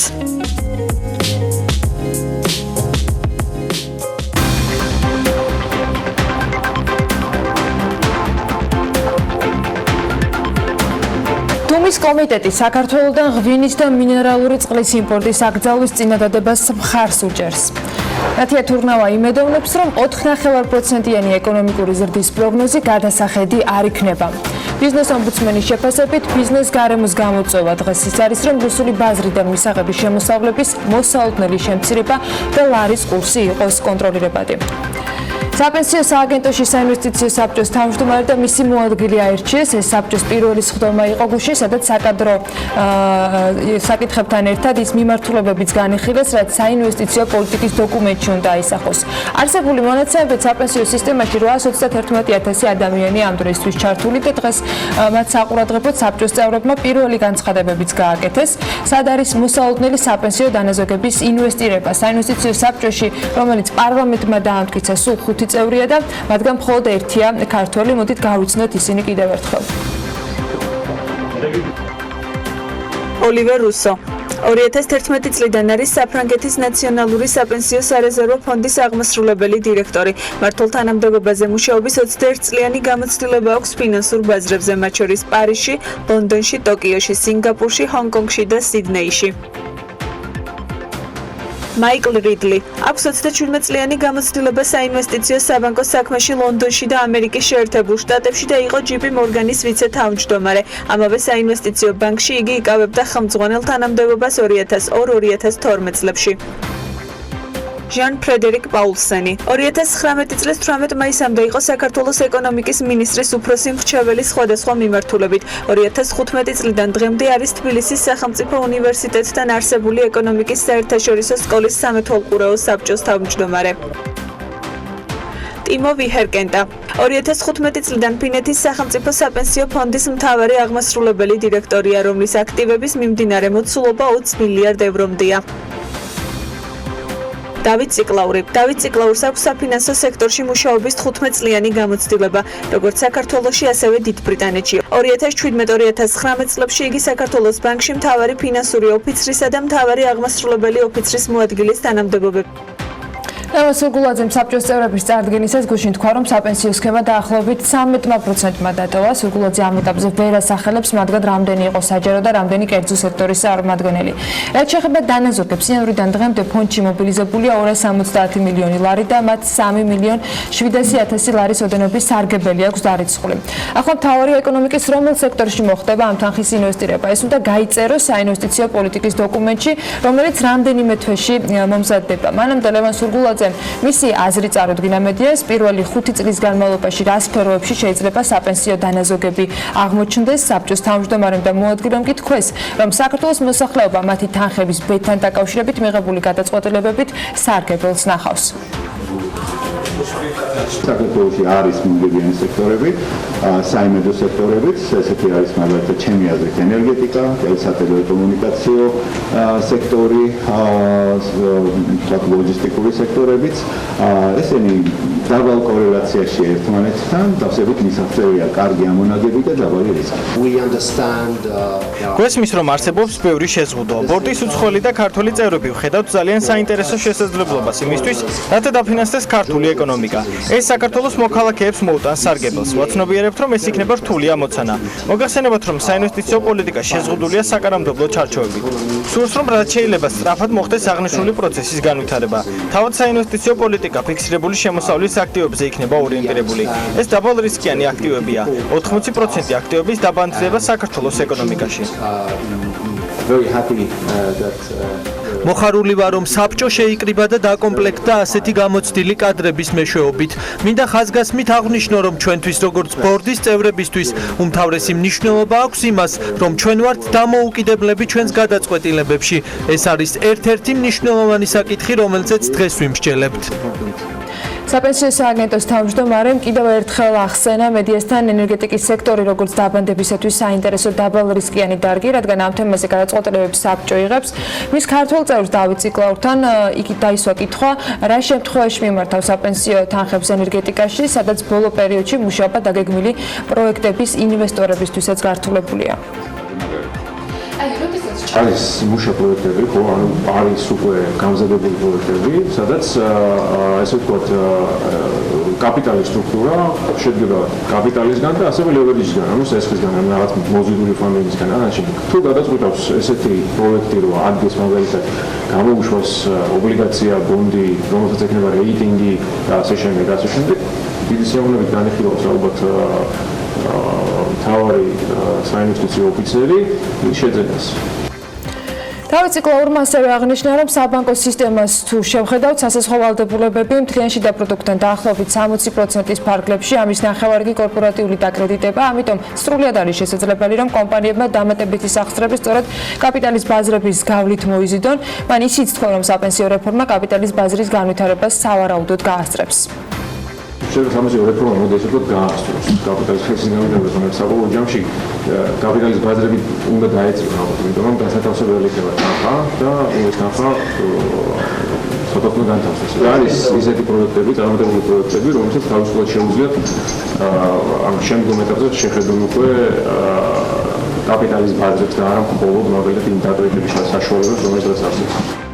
სახელმწიფო საკუთრებაში არსებული გაველურებული ჩაის პლანტაციების სრული რეაბილიტაცია გაგრძელდება პროგრამის ფარგლებში შეფასება რიყა 2016 ზუგდიდის მუნიციპალიტეტში სოფელ რიყაში მდებარე 11.8 ჰექტარის სახელმწიფო საკუთრებაში არსებული მიტოვებული და გაველურებული ჩაის პლანტაციები გადაეცა.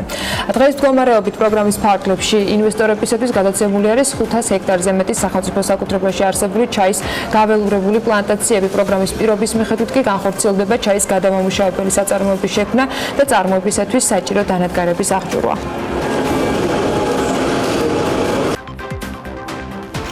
თელავში კიდევ ერთი ბრენდული სასტუმრო ჰოლიდეინი გაიხსნა 95 ნომრიანი სასტუმრო თელავის ცენტრში მდებარეობს და სტუმრების მიღება მას უკვე დაწყებული აქვს.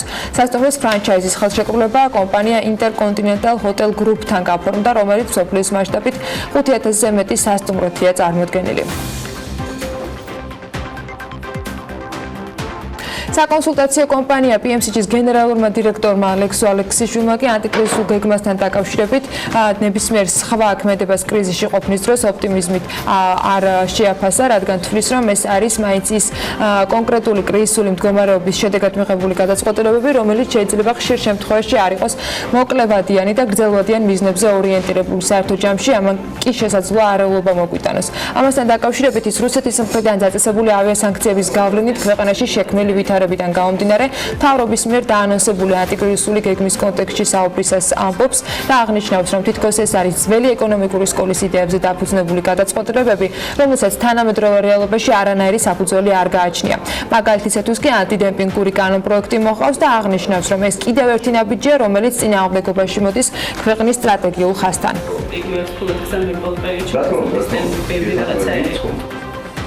ოქროსიასთან დაკავშირებით პესიმისტურად ვარ განწყობილი, როგორც ხედავ, ფინანსთა მინისტრი გადაწყვეტილების შეცვლას არ აპირებს, ამბობს ლაშა პაპაშვილი შეხვედრის შემდეგ, რომელსაც პრემიერთან და ეკონომიკის მინისტრთან ერთად ფინანსთა მინისტრიც ესწრებოდა. ბიზნესმენი ფინანსთა სამინისტროს გადაწყვეტილების გაუქმებას ისე ვითხოვს, რომელიც იმპორტის გადახდის ვადაზე ოქროსიის მონაწილეებისთვის შეღავათების გაუქმებას გულისხმობს, თუმცა ეს გადაწყვეტილება სავარაუდოდ აღარ გადაიხედება.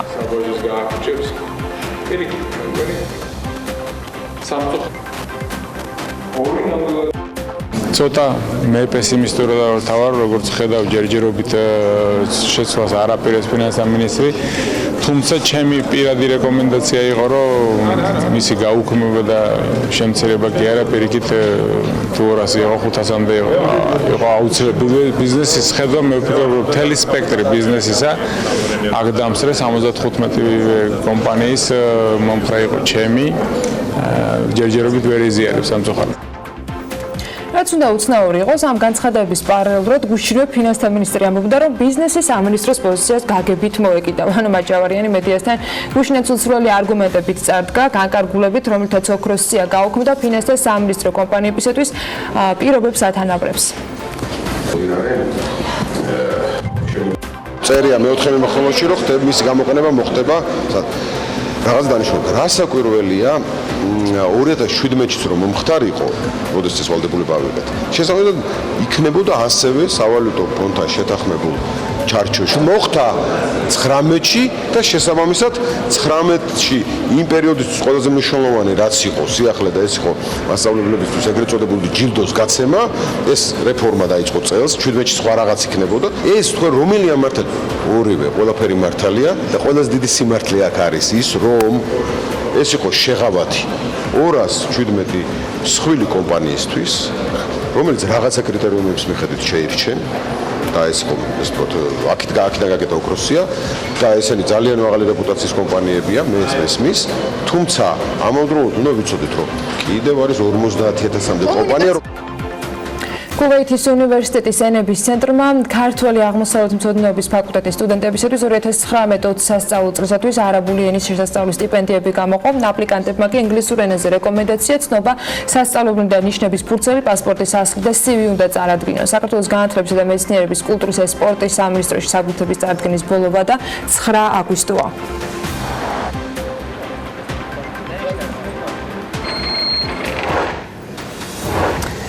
კავშირების ინიციატივით 2020 წლის 1 იანვრიდან დამატებული ღირებულების გადასახადი დაბეგვრის ახალი რეგულაციები უნდა ამოქმედდეს. ამ პროექტის მიხედვით მთელ რიგ შემთხვევებში შემოდის დღეგეთი დაბეგვრის ისეთი რეგულაციები, რაც აქამდე დაბეგვრას არ განეკუთვნებოდა ყოველშაბათში დამატებითი ღირებულების ნაწილში.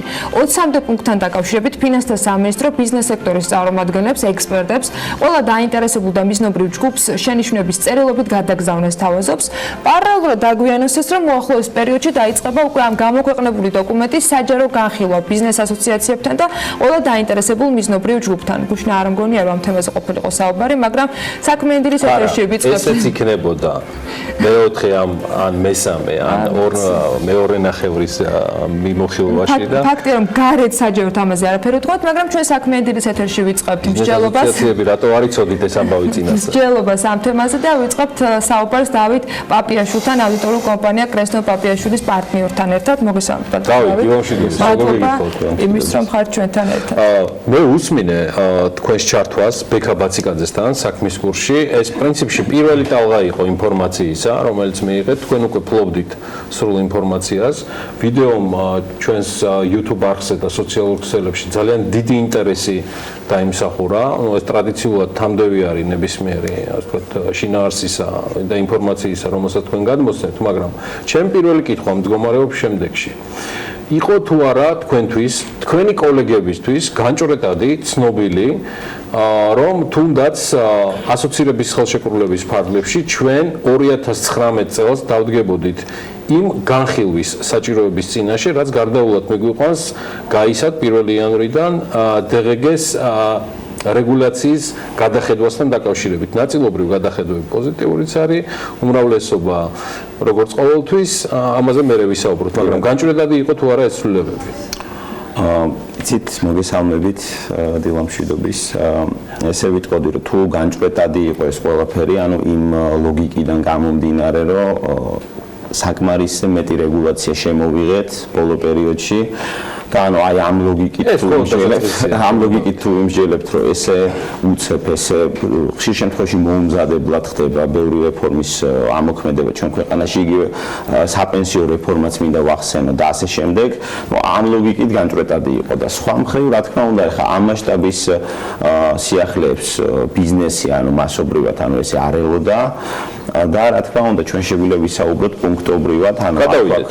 კარგი. მოდი, შეგვიძლია თუ არა ვთქვათ ის პოზიტიური მხარეების ჩამონათვალი გავაკეთოთ, რაც ერთმნიშვნელოვნად ამ რეფორმიდან გამომდინარე პერიოდში იქნება ცალსახად ბიზნესისგან მხარდაჭერილი. მე პირველ პუნქტს ჩემი დავასახელებ თუ შეიძლება. განსხვავებით ყველა სხვა ინიციატივისგან მე მინდა ღიად მოუწოდო მთავრობას, განსაკუთრებით ფინანსთა სამინისტროს, რომ წინასწარ დააგდოს პატივი და ბიზნეს საზოგადოებას წინასწარ გააცნეს ის მოსალოდნელი ცვლილებები, რომელიც დარწმუნებული ვარ, რომელიღაცა მიმოხილვაში სადღაც მიწერილი იქნებოდა. მაგრამ ეხლა უკვე გადავიდეთ სხვა პოზიტივზე და კონკრეტიკაზე, რომელსაც თავად დავითი გვეტყვის. რა თქმა უნდა, ანუ ამ კანონ პროექტთან სტევს პოზიტიური მომენტები და გაწერილი არის ისეთი სიახლეები ამ კანონში, როგორიც არის უსასყიდლოდ მიწოდებული საქონლის DGG-სგან, ესე ვთქვათ, DGG-ი არ დაბეგვრა, ანუ ბიზნესისთვის ხშირი იყო შემთხვევები, როდესაც უსასყიდლო მიწოდება ებეგრებოდა DGG-ი, ამავდროულად ბიზნესი ვერ იღებდა ჩათვლას და ეს იყო 18%-იანი ტვირთი ბიზნესისთვის. გაიწერა, რომ თუ ჩათვლა არ იქნება მიღებული საქონელზე, ბიზნესი უსასყიდლო მიწოდებას DGG-ი არ დაბეგრავს. ანუ ეს ზოგ შემთხვევაში სიახლეა. ასევე პრინციპული სიახლე არის ის, რომ მცირე ღირებულების საქონელი, რომელიც არის 50 ლარამდე ღირებულების, მისი უსასყიდლო მიწოდება ფაქტიურად არ დაიბეგრება არანაირი წინაპირობით, ესე რომ ვთქვათ რა.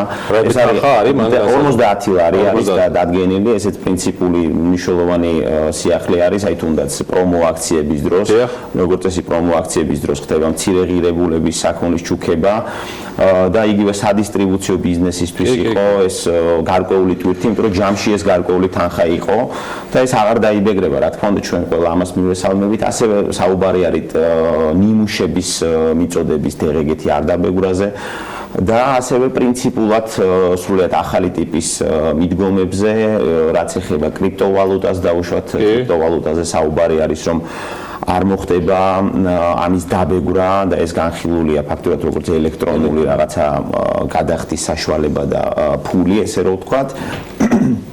და არის მრავალი სხვა ესეთი პრინციპული სიახლე, თუნდაც იმ ნაწილში, რომ მომსახურების გაწევა, როდესაც ხდება საზღვარგარეთ უცხოური კომპანიებისთვის, ანუ აქაც გაიწერა რომელი მომსახურება ჩაითვლება საქართველოში გაწეულ მომსახურებად, რომელი მომსახურება არ ჩაითვლება, ანუ საზღვარგარეთ გაწეული მომსახურებების დეგეგეთი დაბეგვრა, არ დაბეგვრის საკითხი. ესეც გაწერილია უკვე? გაიწერა, კარგად საკმაოდ გაიწერა და მრავალი სხვადასხვა ტერმინი დაზუსტა. აი რეგულარული და უწყვეტი მომსახურების ტერმინი, ესე რომ ვთქვათ, არ იყო განმარტებული, ეს დაზუსტდა. თუმცა ანუ ეს ყველაფერი არის პოზიტივი, ჩვენ ამ ყველაფერს ვამჩნევთ და ანუ ხას უსვამთ, რომ ეს ყველაფერი კარგია, მაგრამ საკითხს აქვს მეორე მხარე, ის ასე რომ ვთქვათ, გართულებები, რაც ესე რომ ვთქვათ, ამავე კანონმდებლობით არის გაწერილი. მაგალითად, რა შეიძლება იყოს ეს ბიზნესისათვის და მეორე მხრივ რა შეიძლება გაურთულდეს თვითონ ფინანსთა სამინისტროს ადმინისტრირების ნაწილში. კი ბატონო, ანუ აქაც უნდა მივყვეთ პუნქტობრივად და შემიძლია ჩამოვთვალო, და მე დეტალებში შევიდეთ, პირველ რიგში ჩემთვის რაც ისე თვალშისაცემი იყო და ვთვლი რომ პრინციპულად ახალი რეგულაცია არის და შეეხება სხვადასხვა ბიზნეს სექტორებს, ეს არის მისაღები თანხების დეგეგეთი დაბეგვრის ვალდებულება. ჩავშალოთ აი რომ ესე რომ ვთქვათ, ჩავშალოთ და შევახსენოთ მაყურებელს რაზეა საუბარი. თქვენ იცით რომ 2017 წლამდე დეგეგეთი იბეგრებოდა ძირითადად საქონლის მიწოდება და მომსახურების გაწევა. 2017 წლის შემდგომ ასევე შემოიღეს ავანსის დეგეგეთი დაბეგვრის ვალდებულება და ჩვენ ამ ეთერში ძალიან ბევრი გვისაუბრია ამაზე. დეველოპერებსაც და უამრავ აი ეს არის კიდევ უფრო პრინციპულად ახალი თემა, წარმოიდგინეთ, მიწოდება იბეგრება, ჩარიცხული ავანსი იბეგრება.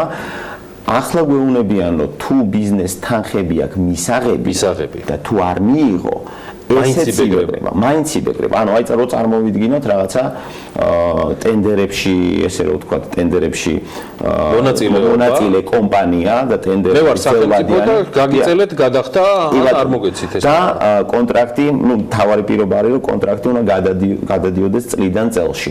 პრობლემა არ არის, შეიძლება 3 და 4 თვიანი კონტრაქტი გადადიოდეს წლიდან წელში.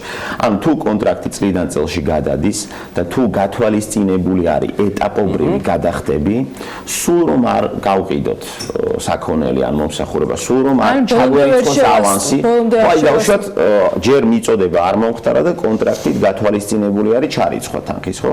აი ამ ახალი კანონპროექტი, რაც ძალიან თვალსაცემი არის. საერთოდ ახიდან იქნება 18%. რა თქმა უნდა. ანუ ყოველგვარ ეს არის დეგეგეს დასაბეგრი ოპერაცია, მისაღები თანხები უნდა დაუბეგროთ დეგეგეს. ეს ავტომატურად გამოიწვევს თუ არა, მათ შორის იგივე სახელმწიფო ტენდერები რო ავიღოთ, სახელმწიფო ტენდერებში თანხის ჩარიცხვის თქვათ არსებული სქემის ცვლილებასაც, იმიტომ რომ რაღაცა როცა თანხაზე ვსაუბრობთ, რამდენიმე მილიონიანი პროექტების შემთხვევაში კომპანიისათვის პირველად დასახარჯი თანხების მოცულა ფაქტობრივად მთლიანად გადასახადისთვის მოუწევთ, რომ გადაიხადო. ანუ აი ფაქტურად თანხის დაგვიანება ბიზნესისთვის, რომელსაც პატიოსნად შეასრულა. რა შეიძლება გქონდეს ამას სახელმწიფოსთვის დადებითი მხარე? აქ სახელმწიფოსთვის დადებითი ეფექტის მომტანი ერთ-ერთია, რომ წინასწარ გაცილებით უფრო ადრე ხდება დეგეგის გადასახადის ამოღება. ანუ 2017 წლამდე ეს იყო მიწოდებები, მე კიდევ აქეთ გადმოვიეთ თარიღი ავანსი და ეხლა ვიძახით, რომ თუ ამ ორ დროის წერტილს წინ გაუსწრო მისაღებმა თანხებმა, სულ არ იყოს ავანსი, სულ არ იყოს მიწოდება, ეს მაინც იბეგრება. ანუ ეს ამის მაგვარი რეგულაცია ეს თქვენთვის პირადად და თქვენი ჯგუფისთვის ანალიტიკოსებისთვის ერთ-ერთი ყველაზე პრობლემატურია იმ ცვლილებებიდან, ხო? რაც პრინციპული თემა. კარგი, შემდეგი საკითხი, დავით რომ მოვასწროთ. აი უცებ ჩამოვთვლი მაშინ და შეძლებს დაგვარად ჩავშალოთ.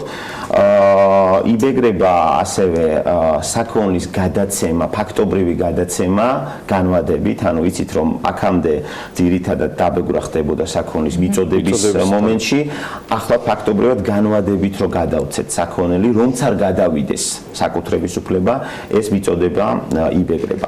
გარდა ამისა არის ავანსების დერეგეთი დაბეგურის ნაწილშიც პრინციპული სიახლეები, აი ვახსენეთ უკვე რომ ჩარიცხული ავანსები იბეგრება.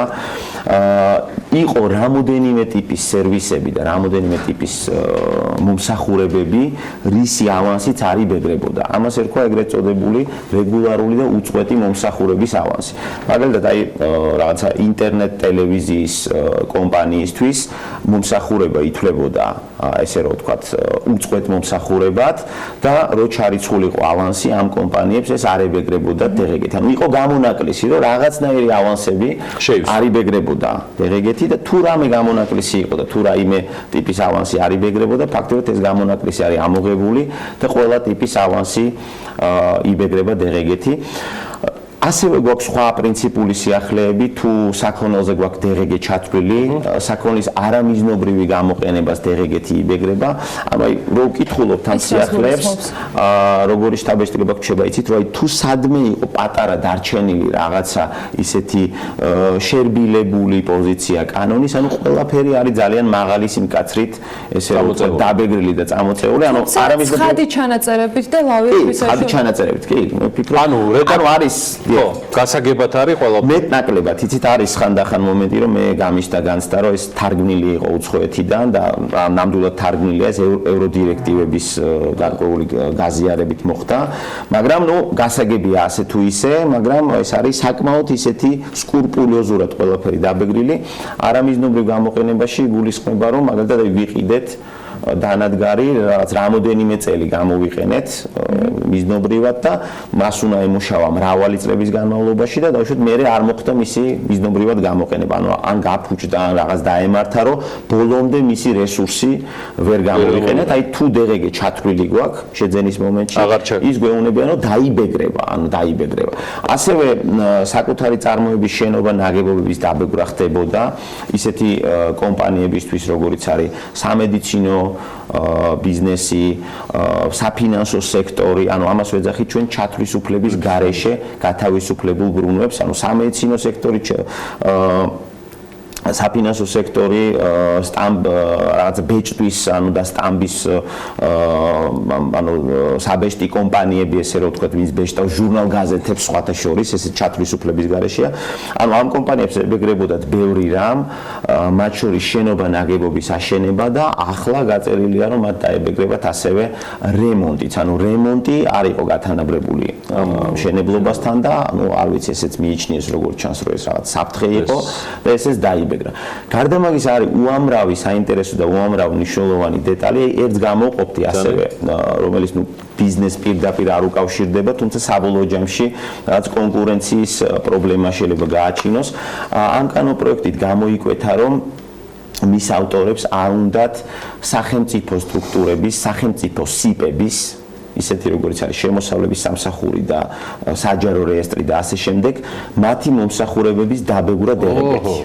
ანუ გაიწერა, რომ თქვენ იცით, რომ დერეგეთი იბეგრება ეკონომიკური საქმიანობა, თუ ეკონომიკურ საქმიანობას არ ეწევა პირი, დერეგეთი არ იბეგრება და საუბარია, რომ სახელმწიფო სტრუქტურები რომც ეწეოდნენ ფასიან მომსახურებას, ეს აღარ ჩაითვლება ეკონომიკურ საქმიანობას. ეს რამდენად არის ევროდირექტივასთან თავსებადი? ნუ აი მე ახლა ეს დრო არ მქონდა, საკმარისი დრო არ მქონდა, რომ იქაური პრაქტიკა გადამემოწმებინა, მაგრამ მე არ მიმაჩნია პირიქით, რამდენად ჩემთვის ცნობილი არის ევროპაში მაქსიმალურად კანონმდებლობა არის ისეთი გამჭვირვალე, რომ სახელმწიფო არ ერევა ბიზნესში და ყოველგვარი ეჭვი, ანუ მე ვიცი ძალიან ბევრ კონკურენტულ საქმიანობას არ ახორციელებს სახელმწიფო საზღვარგარეთ, რასაც ახორციელებენ ჩვენთან სიპები, ხო?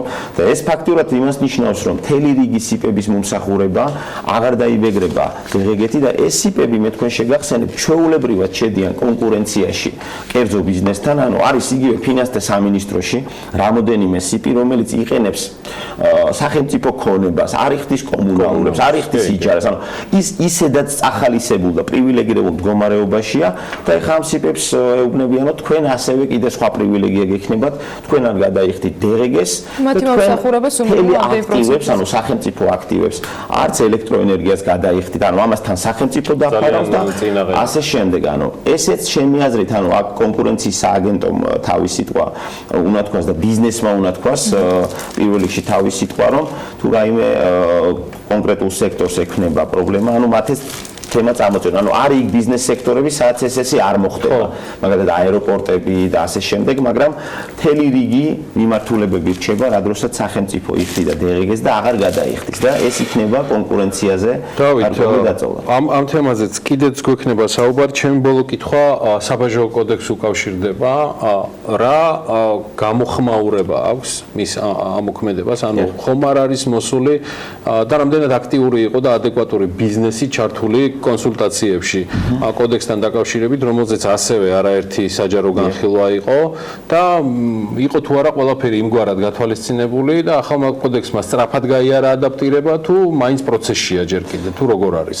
კი ბატონო, არ მე ვიტყოდი რომ პროცესში არის და ვერ ვიტყოდი ახლა რომ ბიზნესთან კომუნიკაცია არ ქონდა ფინანსთა სამინისტროს და უნდა აღინიშნოს რომ საბაჟო კოდექსი მაინც უფრო ძირითადად მოიცავს საბაჟო სერვისების გამარტივების ესე რომ ვთქვა თელ რიგ მიმართულებას. ანუ ახლა მე იქ ესე აშკარად ვერ გამოვყოფდი იმ დონის დამძიმებას, როგორც აი რაზეც ჩვენ ახლა დეღეგეზე საუბრობდით. ანუ ძირითადად ახლა იქ რაზეც იყო საუბარი, ნუ საუბარი იყო რომ აი ეს მარტივდება, ეს მარტივდება და ასე შემდეგ. ანუ ძირითადად იქ პოზიტივზე არის აქცენტი, ნუ ბიზნესი ჩემი აზრით ჯერ კიდევ ვერ გაერკვა ყველა დეტალებში, მაგრამ ნუ დრო და დრო ამისთვის თქვენ ხართ. ჩვენი სტუდია არის და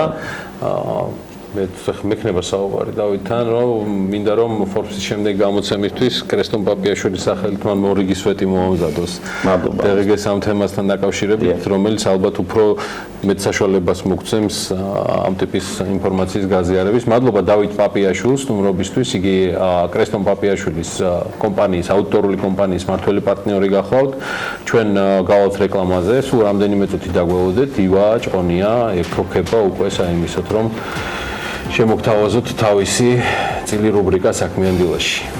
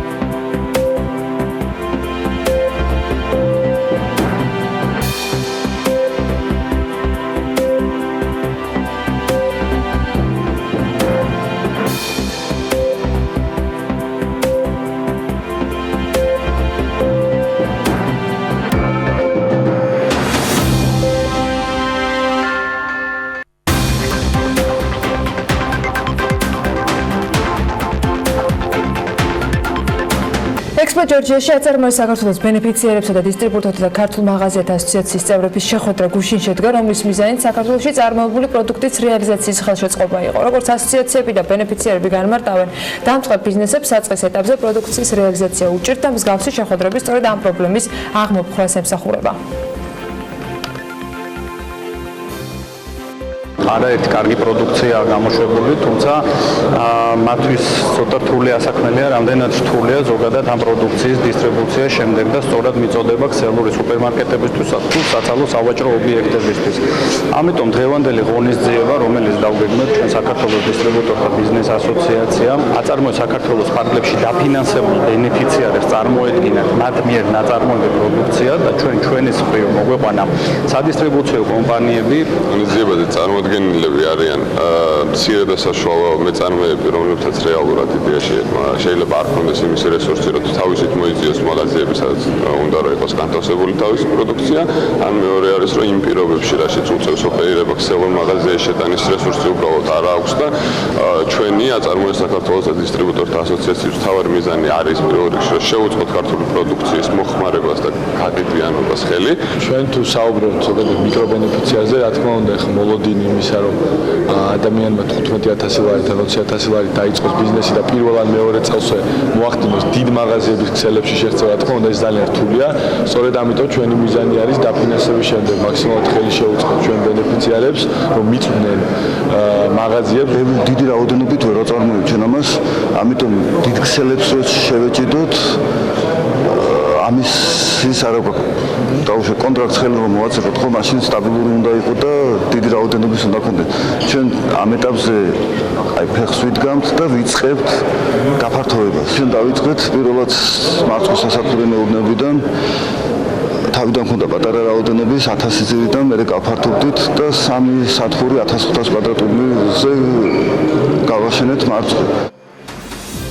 დასწრება სანიმუშო კადრების მიხედვით არ ყოფილა, მიუხედავად პრობლემებზე ხშირად და გახსნილად საუბრისა, როგორც ჩანს, სექტორის წარმომადგენლებს კომუნიკაციის პრობლემის შესაძლო მოგვარების მიმართ დიდად იმედიანი განწყობა არ აქვთ, ეს კიდევ ცალკე პრობლემაა. გამოწვევებზე, მთავარ გზავნილებზე, შეხვედრის მიზანზე და შედეგებზე სტუმრებთან ერთად უნდა გავაგრძელოთ საუბარი. ვაჭყონია საქართველოს დისტრიბუტორთა ბიზნეს ასოციაციის თავმჯდომარე და ლუკა ჭელიძე, ქართულ მაღაზიათა ასოციაციის თავმჯდომარე არიან ჩვენი სტუმრები. დილამშვიდობის ივა. საიდან დავიწყო, არ ვიცი, მიზნებზე ვისაუბროთ თუ ჯერ პრობლემას და გამოწვევაზე, რომელიც გუშინ და შეხვედრაზე იყო, მე გულისხმობ დასწრებას, მით უმეტეს საინტერესო და საინტერესო თემაზე იყო შეხვედრა. ყველაზე პრობლემურზე ალბათ ქართველი მეწარმეებისთვის.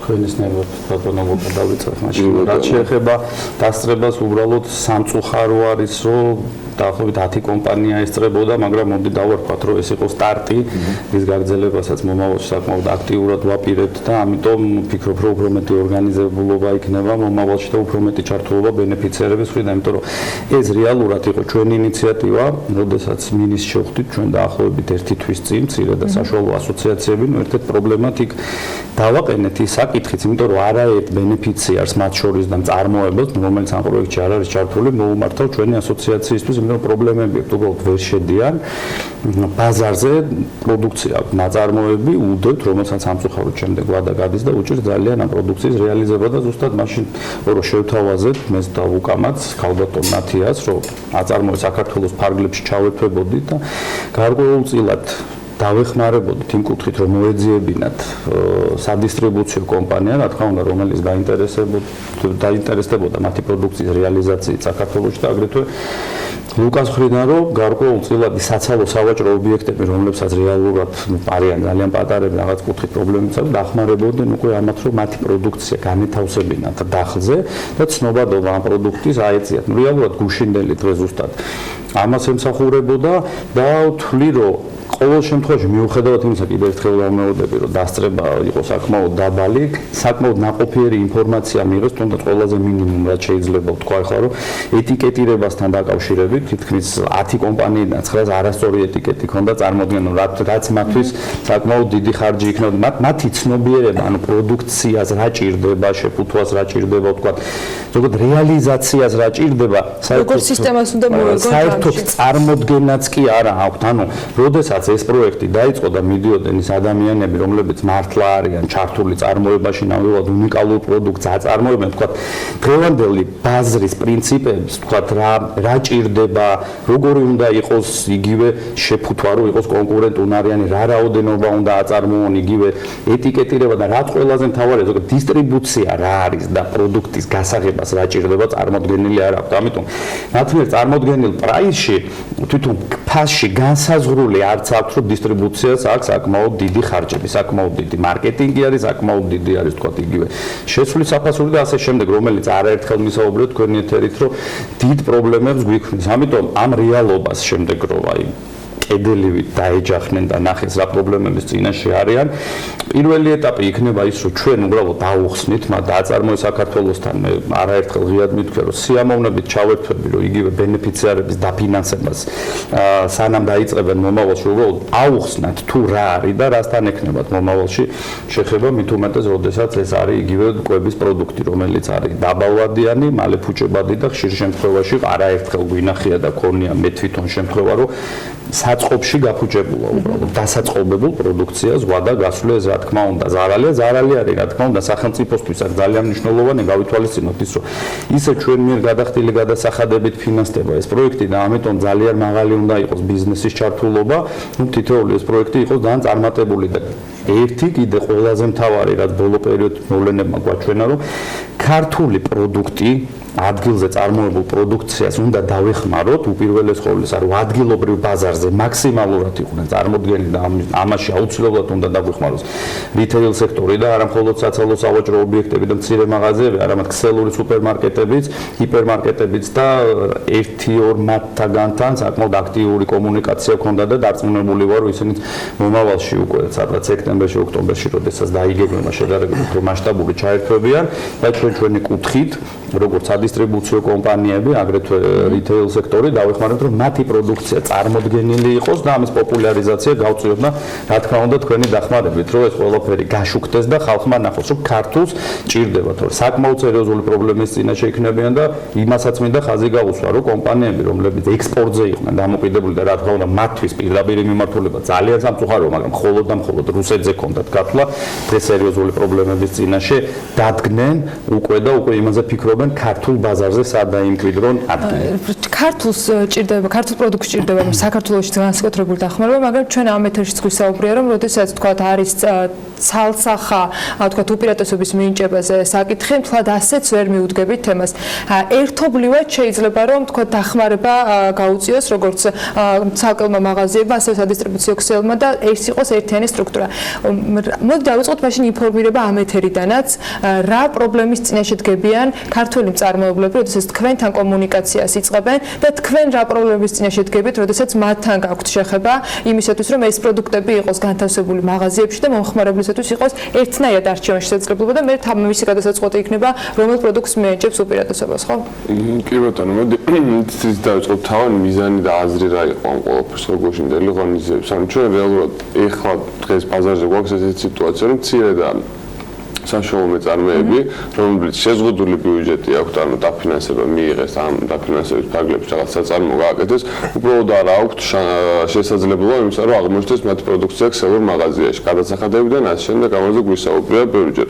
ნიშა რაც ჩვენ გვინდოდა რომ დაგვეჭირა იდეაში და რა უნდა გავაკეთოთ იმისთვის, რომ ქსელურ მაღაზიებთან შედარებით რაღაცა კონკურენტული უპირატესობა გქონდეს საცალო მაღაზიას, ხო? ეს იყო ერთ-ერთი ნიშა, რითიც ჩვენ შეგვიძლია ქართველი მომხმარებელი პირველ რიგში მოვიზიდოთ რომ აი ქსელურ მაღაზიაში რა პროდუქცია არ არის იქნება საცალო მაღაზიებში აწარმოე საქართველოს მხრიდან მხარდაჭერა არის რაც თავარია ჩვენ მეც დაივას აქტიურად ჩართულები ვარ და აქ უკვე მიდის საუბარი იმაზე რომ როდესაც ადამიანი გრანტზე შეიტანს მოთხოვნას იქ უკვე ინფორმირებული იყოს იმასთან დაკავშირებით დაახლოებით სტრუქტურა უნდა დაახლოებით ანუ ის რომ მე პროდუქცია შევქმნი ეს არის საქმის 50% არც კი დამეთანხმები ანუ აქ იქიდან რომ შენ პროდუქცია შექმნი ეს პროდუქტი ძალიან დიდ გზას გადის იქამდე სანამ აღმოჩნდება დახლზე მომხმარებლისთვის ხელმისაწვდომი დისტრიბუციის კუთხით არ არის მხოლოდ ის რომ მე ერთი ობიექტიდან მეორეზე წავიღე ეს სასაცილოა თუ ვინმე ესე აგიქოვს და თავიდან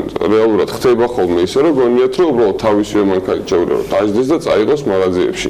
ანუ შეტანის პრობლემა არის, ნდობის ფაქტორი არის, ბევრი ფაქტორი არის. სისტემის არსებობა. კი ბატონო, და მგონია რომ ეს ესეთი სამკუთხედი რაც ჩამოყალიბდება, ანუ მეწარმეების დისტრიბუცია და მაღაზიები ჩვენი კუთხით, შეგვიძლია გავაკეთოთ რომ პირველ რიგში ყავდეს ინფორმირებულები, მეორე არის ის რომ შევეცადოთ მაქსიმალურად რომ ამ ადამიანებს პირველ რიგში ავუხსნათ რომ ეს ყველაფერი რა ჯაჭვს ასე ვთქვათ რა რეაქცია უნდა მოხდეს და რა რას უნდა მიყვეს მიზანშედეგობრივად რომ წარმატებას მიაღწიოს მათმა ბიზნესმა გუშინ სხვადასხვა ბევრი კითხვები დაისვა იმასთან შესახებ როგორ უნდა აწარმოოს ვისთან უნდა კონდეს მოლაპარაკება რა გზით უნდა კონდეს მოლაპარაკება ამიტომ მგონია რომ იმაზე რომ ეს სამეწარმეო ბაზრობები ეკეთება ამაზე არ შემოიფარგლება ჩვენი თანამშრომლობა იქნება ის რომ ყველა დაინტერესებულთვის ერთი შეხვედრებით ზოგადად ეგეთ საკითხები აწყდება ხოლმე და ეს გრძელვადიან კომუნიკაციას საჭიროებს.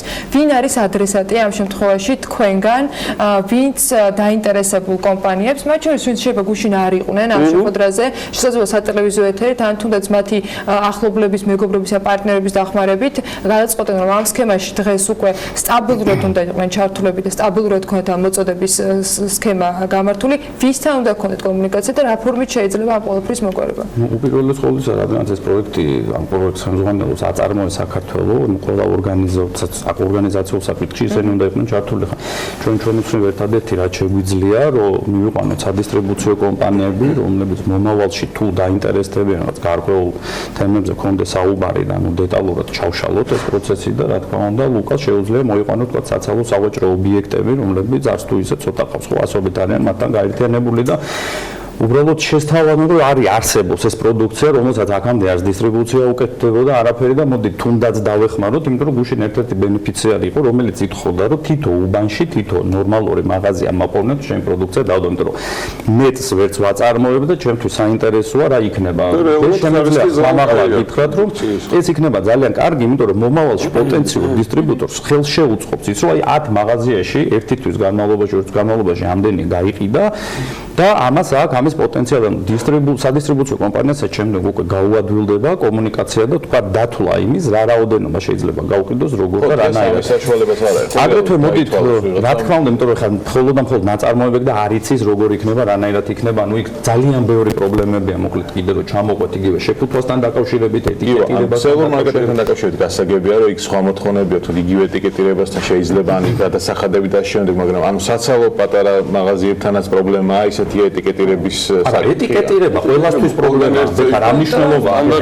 ეტიკეტია სტანდარტი არის, სტანდარტი არ არის დაცული. ანუ სტანდარტზეა, აი მარტივად გეტყვით, რომ თქო ის შემადგენლობის მაგალითად რომ ინგრედიენტი უნდა იცოთ, არავინ არ იცოდა, არავის არ აქვს ყურადღება მიქცეული, თქო იგივე თაფლი რომ ალერგიული აქვს, თითქმის არავის არ ქონდა გარდა ერთი კომპანიისა დაწერილი, თქო რა შეიძლება გამოიწონ. ბევრი ისეთი თემა არის, რომელიც წარმოქმნა არ აქვს, უბრალოდ დაწერილია, რომ აჯიკა, ინდმეწარმე ეს. მეორეს მხრივ როცა კოდია, ბევრი ჩვენ საუბრობთ, რომ ქართულ პროდუქტს ჭირდება წახალწება, ხშირად მე მომისმენი მაგალითად წუწუნი იმასთან დაკავშირებითაც, რომ ქართულ პროდუქტს არ აქვს ნდობა მომხმარებლის მხრიდან, მიუხედავად იმისა, რომ ბოლო პერიოდში განსაკუთრებით აქტიურია, მათ შორის მომხმარებლის კამპანიაც ბევრი იყო ამასთან დაკავშირებით. მეორე მხრივ ხომ არ გააძვირებს ეს ყველაფერი, გაუძვირებს და ხომ არ აქვს ამის შიში უფრო სწორად, რომ გაძვირებული ქართული პროდუქტი ვერ იქნება კონკურენტუნარიანი, იგივე იმპორტირებულ ანალოგიური ტიპის გააძვირებს რა კუთხით ვერ. მას დასჭირდება ეტიკეტირებაზე ხარჯის გაწევა დისტრიბუციაზე. ეხლა ნახეთ ეტიკეტირებას რაც შეეხება, ეტიკეტი უბრალოდ არასწორად აქვს დამზადებული, აქ ამაზე საუბარია, რა თქმა უნდა, აკეთებული აქვს უბრალოდ არასწორად და ინფორმირებული არ არის. მათ პროდუქტს არ გააძვირებს. თუმცა აუცილებლად გაძვირდება იმ კუთხით, რომ დისტრიბუციის ხარჯი თითქმის არც ერთ კომპანიას არ აქვს ჩადებული და სადისტრიბუციო ხარჯი არც თუ ისე ცოტაა და განსაკუთრებით, როდესაც საუბრობთ ქსელურ სუპერმარკეტებზე, ანუ სადაც ან ჰიპერმარკეტებზე, სადაც მაინც ვთვლი, რომ აუცილებელი არის ხვალანზე უნდა აღმოჩნდეს მათი პროდუქცია, იმდენად კაბალური პირობები თუ წევთ, იქ თანამშრომლობა გუშინ რო აუხსენეთ თუ რასთან ექნებოდა, საქმე რამდენად გადასახადი მოუწევთ, ანუ თითოეულ შესვლაზე, თითოეულ იგივე SKU-ზე ასე შემდეგ.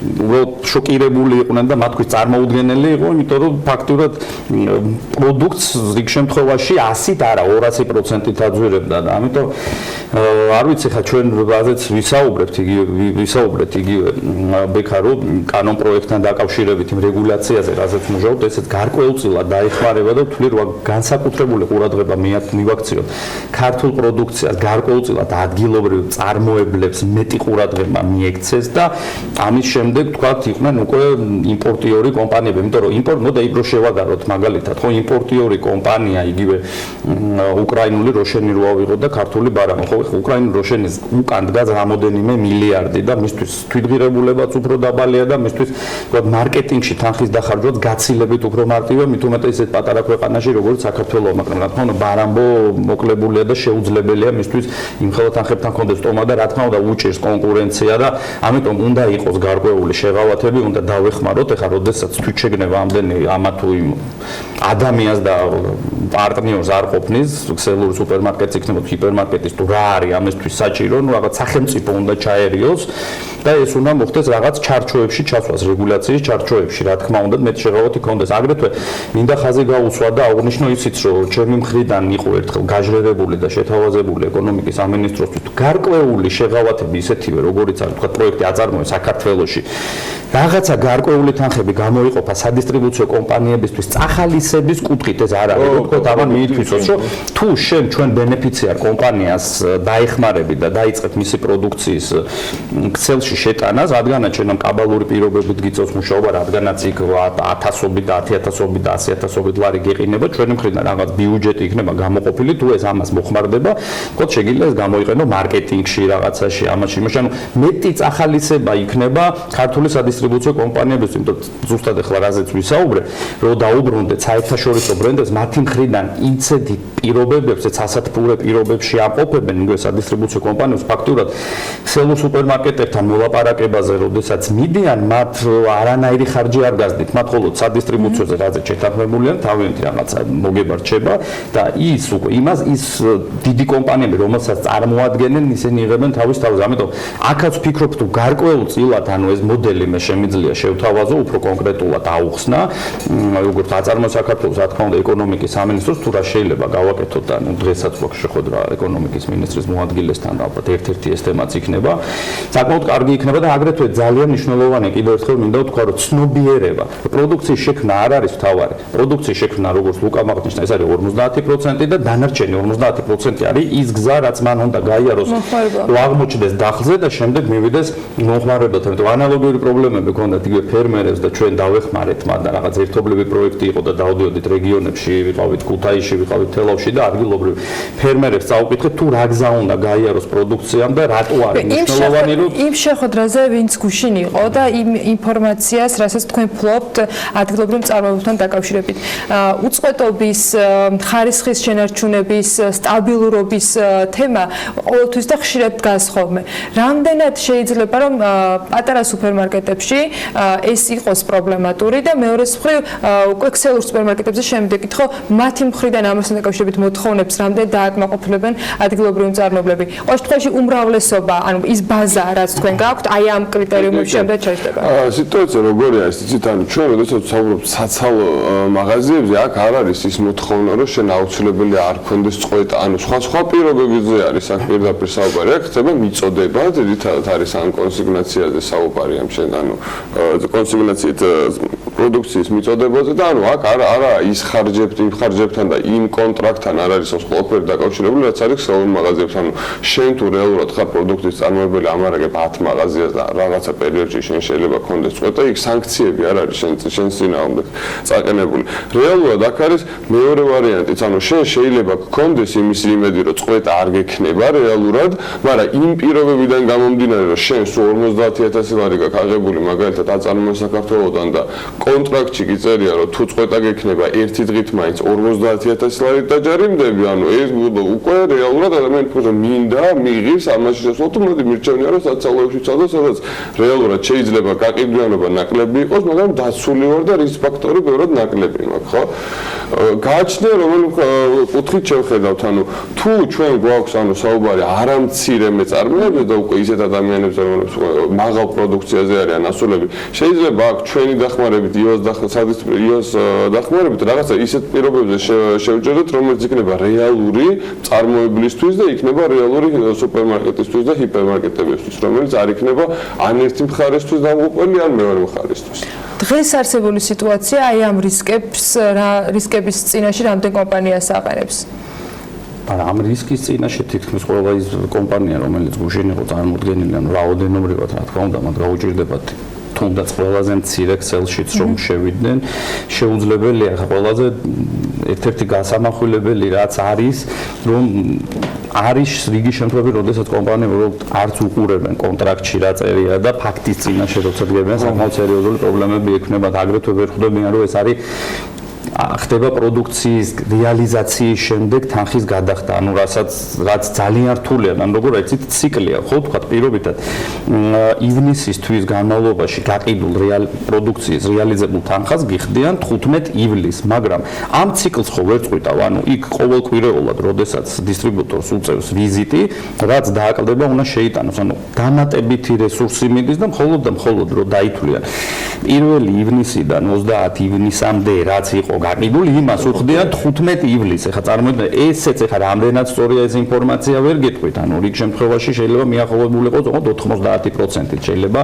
ნაკლებით. ამიტომ ამისთვის დამერწმუნეთ, რომ არც ერთი ის ბენეფიცერი, რომელიც დაფინანსებულია მზად არ არის და ამიტომ ჩემი რჩევაც იქნებოდა, რომ არის მათთვის დღევანდელო ეს ნამდვილად ფუფუნება, რომ არის ესეთი საკმაოდ კარგი ასოციაცია და ესეთი ნიჭიერი ადამიანი, ახალგაზრდა ბიჭი ხელმძღვანელობს, რომელიც აქტიურად არის ჩართული და რა თქმა უნდა ყველანაირად დაეხმარება, რომ თქვა რამოდენიმე შეგვიძლია ერთობლივად მეც აქტიურად ჩავერთვები ლუკასთან ერთად, რომ 20 წერტილი თუნდაც ვნახოთ, რომელსაც რაღაცა კუთხით მეც იგივე თუ სადისტრიბუციო კომპანიებთან ღიად შემიძლია ეთერი თქვა, რომ ვინმესთან პრობლემა აქვს, რაღაცაზე ვერ ლაგდებიან, დავეხმაროთ, რომ მოძლიერდნენ და შესაბამისად მათ გარკვეულწილად ბენეფიტი აიღონ ჩვენი ურთიერთობიდან და ჩვენს დავეხმარონ იმაში, რომ საქართველოში ნაწარმოები რაღაც გარკვეული პროდუქცია წავახალისოთ და შეიტანონ დაღზე დაიდონ და შემდეგ უკვე თქვენი ეთერის მეშვეობითაც ეგება გარკვეულწილად მათაც ცნობადობა აუწიოთ იმ კუთხით, რომ აი არის 10 თქვათ მაღაზია, სადაც შეგიძლია რომელსაც ეხმარება და ზოგადად სახელმწიფოს გამოადგება. ეს ხო არ არის ჩემთვის ხო არ კეთდება და ეს ხო უკაც არ კეთდება. საბოლოო ჯამში სად მივდივართ, იცი, რაზეც ხშირად საუბრობ, ჩვენ მიერ გადახდილი გადასახადების სწორად იყოს მიმართული,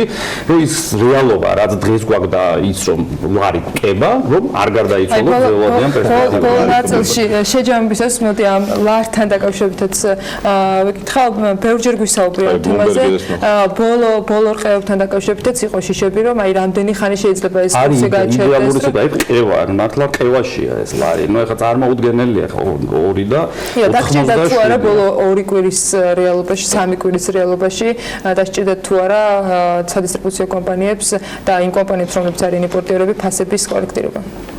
კიდევ ერთხელ გავამახვილებ ზუსტად იმ საკითხზე, პროდუქცია, რომელიც სწრაფად ბრუნავს, ანუ თითქმის 2 დღეში 3 დღეში ერთხელ უწევთ შემოტანა ამ პროდუქტის, რა თქმა უნდა, ამ პროდუქციას სწრაფად ხდება ფასის ცვლილება, მაგრამ გრძელვადიანი რეალიზება პროდუქციას, აი შოკია ახლა, მოდი ესე პირდაპირ დავარქმევდი შოკს, იმიტომ რომ რა ნიშნული დაიჭირონ ვერ ვიგებთ, ხო?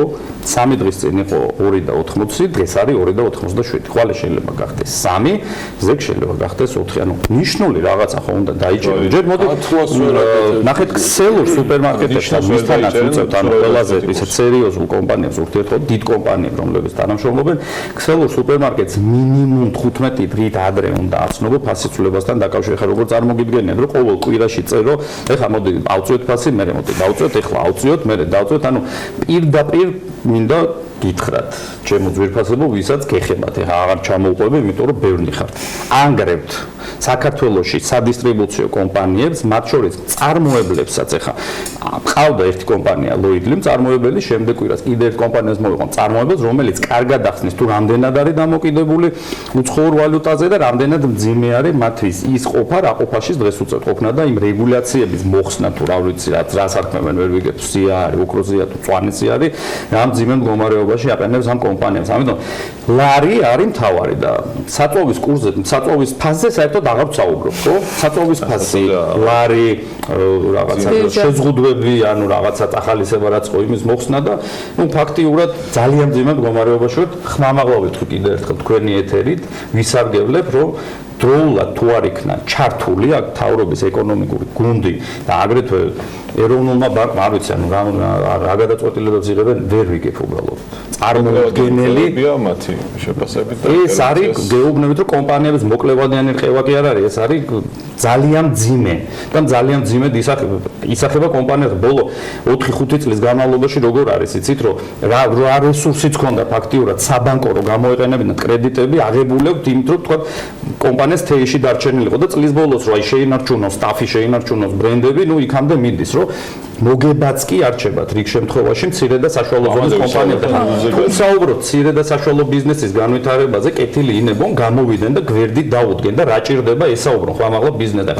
ვერ ხვდებიან რომ ყოველდღიურად რო კურსის რყევა ხდება ესეთ მაღალ დონეზე რაღაც რეგულაციების შეზღუდვები შემოდის, აგრეთვე არ ვიცი საწვავის ფასი ყოველდღიურად მატულობს, ნუ რა შედეგამდე შეიძლება საბოლოო ჯამში მივიდეთ. ხო უბრალოდ სამწუხაროა რომ ეკონომიკურ პოლიტიკურმა მოვლენებმა ყველაფერი გადაფარა, მაგრამ დამერწმუნეთ რომ ეს ერთიანად შეიძლება ცუნამივით დაატყდეს ქვეყანას და ამიტომ ყველამ თავის საქმე უნდა აკეთოს და ძალიან ცუდია დღეს რაც ხდება ქვეყნის ეკონომიკურ განვითარებას ხელს უშლის ყველაფერი. ყველა ის მოვლენა რაც ჩვენ ქვეყანაში ხდება და ნუ ამ შემთხვევაში ხვალ ერთია იმედი შეიძლება გქონდეს რომ ყველაფერი დააგდება და რაც შეიძლება მალე ეს იმედი რამდენი ხანი უნდა გქონდეს მორჩა იმედი. რა თქმა უნდა საქმეც მისაშველებელი ამბობია იმიტომ რომ თავის არაფერი გამოდის. მადლობა იმის რომ ვიყავით ჩვენთან ერთად ივაჭყონი. ხათ ფაქტიურად სადისტრიბუციო კომპანიები ჩემი აი ბოლო პერიოდში ფინანსური ინსტიტუტები ხათ საფინანსო სექტორში უნდა გადახდეთ. და მე ამათთან ახალი რეგულაციები ვაკეთებ. ივაჭყონია საქართველოს დისტრიბუტორთა ბიზნეს ასოციაციის დამთავრებული და ლუკა ჭელიძე ქართულ მაღაზიათა ასოციაციის თავმჯდომარე იყვნენ ჩვენი სტუმრები. რამდენიმე წუთში რეკლამის შემდეგ დაგიბრუნდებით.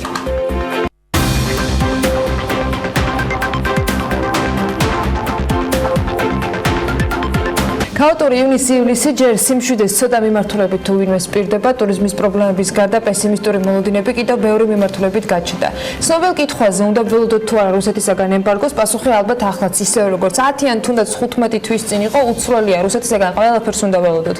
არსებული რეალობის შეფასებისას და კონკრეტული გათვლებით კი ღვინის ეროვნული სააგენტოს ყოფილი ხელმძღვანელი, ახლა უკვე ექსპერტი გიორგი სამანიშვილი ფიქრობს, რომ გარკვეული იმპულსების მიუხედავად, რაც რუსული ბაზრიდან მოდის, ქართულ ღვინოზე ემბარგო მოსალოდნელი დიდი ალბათობით არ არის. თუმცა იმასაც ამბობს სამანიშვილი, რომ იქნება პატარა პრობლემები, რაც ღვინის შეტანის პროცედურებთან არის დაკავშირებული. ეს პატარა პრობლემები უკვე გაჩნდა, მას შემდეგ, რაც რუსეთში ქართული ღვინის ხარისხის კონტროლი გამკაცრდა, უკვე ფიქსირდება შემთხვევები, როცა როსპოტრებნაძორი ღვინის რიგ პარტიებს იწუნებს. როგორც BMG-სთან ღვინის ეროვნული სააგენტოს ხელმძღვანელმა ლევან მეხუზლომ განაცხადა, მათთან ოფიციალური რუსეთისგან ინფორმაცია აგვიანებს, თუმცა კომპანიებისგან იციან, რომ ერთეულ შემთხვევებში უკვე მოხდა ქართული ღვინის დაწუნება და შესაბამის პარტიებს გარკვეული პროცედურების შემდეგ საქართველოში გამოაბრუნებენ. ისევ ყოფილი ხელმძღვანელის განცხადებას და შეფასებას რომ მიუბრუნდეთ, სამანიშვილი იმასაც აღნიშნავს, რომ რუსულ ბაზარზე პრობლემების შექმნის გარკვეული იმპულსები არსებობს და ამაზე პასუხი ჩვენი სახელმწიფოს მხრიდან უნდა იყოს დარგის რეფორმირება და მეღვინეების მხარდაჭერა. დარგს სჭირდება რეფორმა. ჩვენ თითქმის გავედით პოსტსაბჭოთა სტილის მეღვინეობიდან და გადავდივართ თანამედროვე ევროპული სტილის მეღვინეობაში. უკან არ უნდა დავბრუნდეთ, ამაზე კი მუშაობაა საჭირო, თუმცა ამავე დროს BMG-სთან საუბარში ისიც თქვა სამანიშვილმა, რომ ღვინის დარგს სჭირდება რეფორმა, მაგრამ კერძო სექტორი ფაქტობრივად არაფერში ჩართული არ არის. სად არის საქართველო, ქართული ღვინო და ბიზნესი? სხვათა შორის გამონაკლისებიც ძალიან ბევრი გვაქვს და ერთ-ერთი ასეთი კომპანიის წარმომადგენელი გიორგი ალადაშვილი, რუისპირის ბიოდინამიური მეურნეობის დამფუძნებელი შემოგვიერთდა საქმიანი დილის ეთერში. ეს ღვინო რუსებისათვის არ არის რუსულ ბაზარზე. მან ბევრად სხვა მიმართულება აერჩია, როგორც წარმოებისას, ისევე გასაყიდი ბაზრებისას. გიორგი, პირველი კითხვა, ქართული ღვინისათვის რუსეთის გარეშე არსება შესაძლებელია? კი, რა თქმა უნდა, თუ მოგესალმებით პირველ რიგში. რა თქმა უნდა, ეს ძალიან ადვილიც არის, თუ იმუშავებთ საკუთარ თავზე, საკუთარ გამოცდილებაზე, თუ შევინარჩუნებთ იმ ტრადიციებს, როგორც არის ქვევრის ღვინო, ქართული ნატურალური ღვინო და ხარისხიანი ღვინო, რომელიც მაგალითად ჩემი სუნთელი იყიდება შვეიცარიაში. ამავე დროს მეღვინეები ამბობენ, რომ ქართულ ღვინოს რუსეთში ყავს ტრადიციული მომხმარებელი და ბოლო წლებში ეს გარღვევები კიდევ მოხდა რამდენიმე ქვეყანაში, მაგრამ ქართული ღვინო ძალიან განსხვავდება ცნობილი ფრანგული, იტალიური ღვინოებისგან გემოს ნაწილში და მას ჯერ მომხმარებელი ისე არ არის შეჩვეული. რამდენად რთულია გაიაროს ღვინომ გზა საქართველოდან ევროპულ სუფრამდე, ევროპელ მომხმარებლამდე, აი ამისათვის თქვათ, რა იყოს შენი გზა და რა პრობლემების გადავახვა საჭირო და მთავარი, ეს არის ხარისხი, რას ითხოვს დანარჩენი მსოფლიო განსხვავებით რუსეთისაგან? ნუ ითხოვს პირველ რიგში ეს უნდა იყოს აუცილებლად ეკოლოგიურად სუფთა ბიოღვინოები უნდა იყოს, რომელსაც ძალიან დიდი მოთხოვნა აქვს ევროპის ბაზარზე.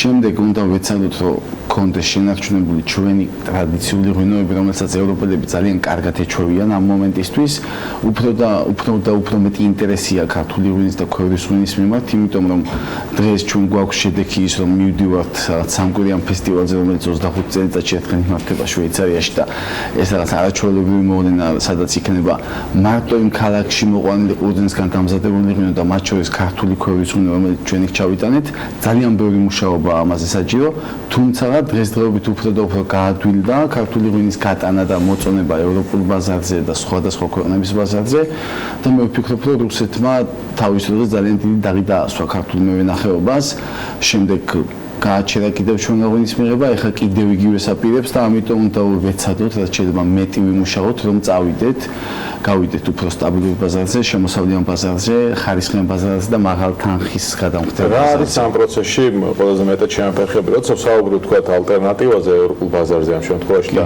უფრო მეტ შემოსავალზე პრინციპში კომპანიებისთვის თუ იმ რაოდენობის ღვინოს გაიტანეთ თქვათ ევროპულ ბაზარზე ან სხვა ბაზრებზე, რაც რუსეთში გადის, ეხლა ბევრად მეტი იქნება შემოსავალი. ეს ერთი რაც თავისთავად ცხადია, მაგრამ აქ თქვათ ხარისხობრივი განსხვავებაც არის, ჯიშების განსხვავებაც არის, რა ღვინო შედის ასე თქვათ რუსეთში, რა ღვინოზე არის მოთხოვნა ევროპულ ან თქვა ამერიკაში ან ჩინეთში, ხო?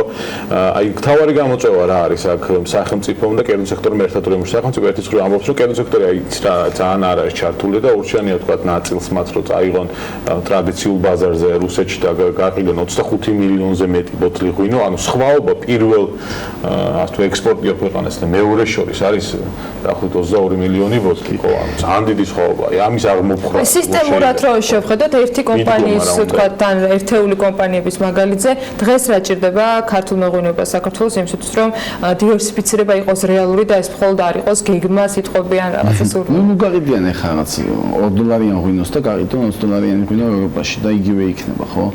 მოვა უფრო ნაკლები მოსავალი, გვექნება უფრო მაღალხარისხიანი მოსავალი ჩვენ, გვექნება უფრო მაღალხარისხიანი ღვინო და ჩვენ ადგილს ვიკავებთ და დავიკავებთ ბოლომდე. ეს არ არის რომ მაინც მე მილიონობით ბოთლი გავყიდო და მილიონობით ბოთლი ვაწარმოო, რომელთაც ძალიან დიდ ზიანს ვაყენებ, ხო?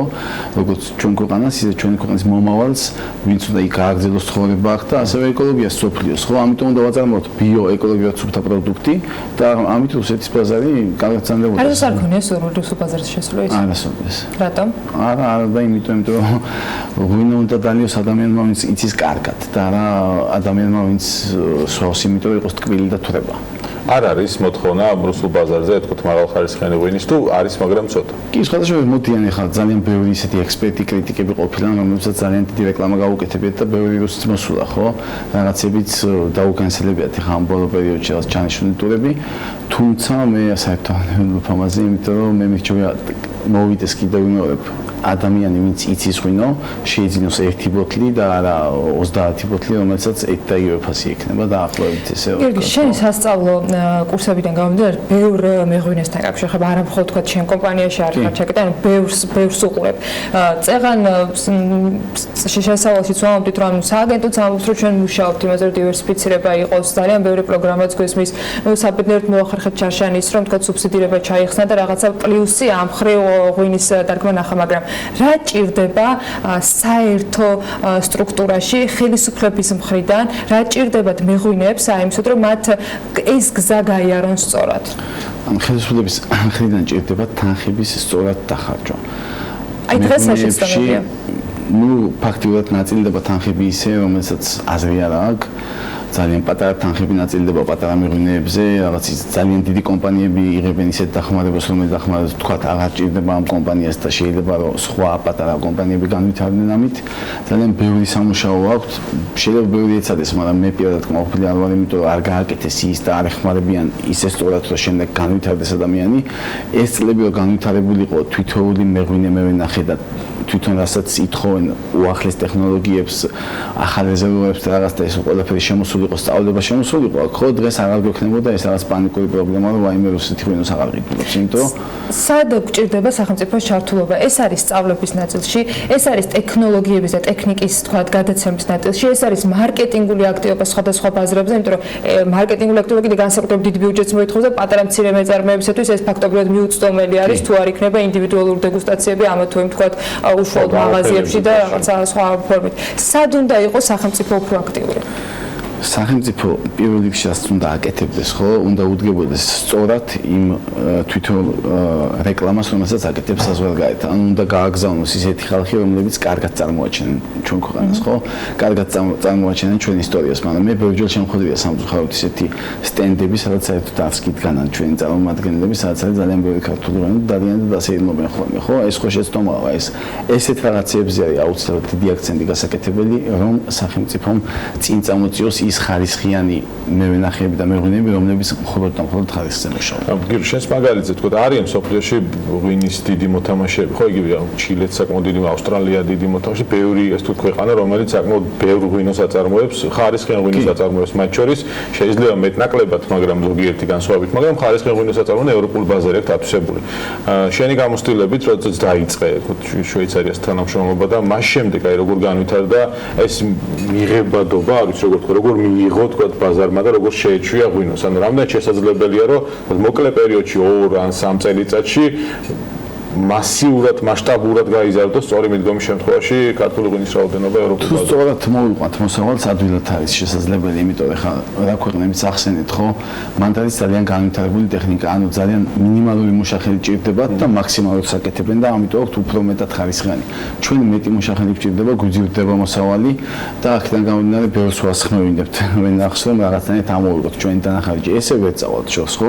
ამიტომ მე ყოველ წელიწადს ვაჩვენებდი ამ ხალხს, რომ ის ხარისხი იწეოდა, მაღლა და ყოველ წელიწადს ვამტკიცებდი იმას, რომ მე ვცდილობდი გამეკეთებინა ეკოლოგია ჩემს ქვეყანაში, აღმედგინა და გადამეჩინა ის ტრადიციები, რომელიც იყო როგორც ხორბალში, ასევე ღვინოში.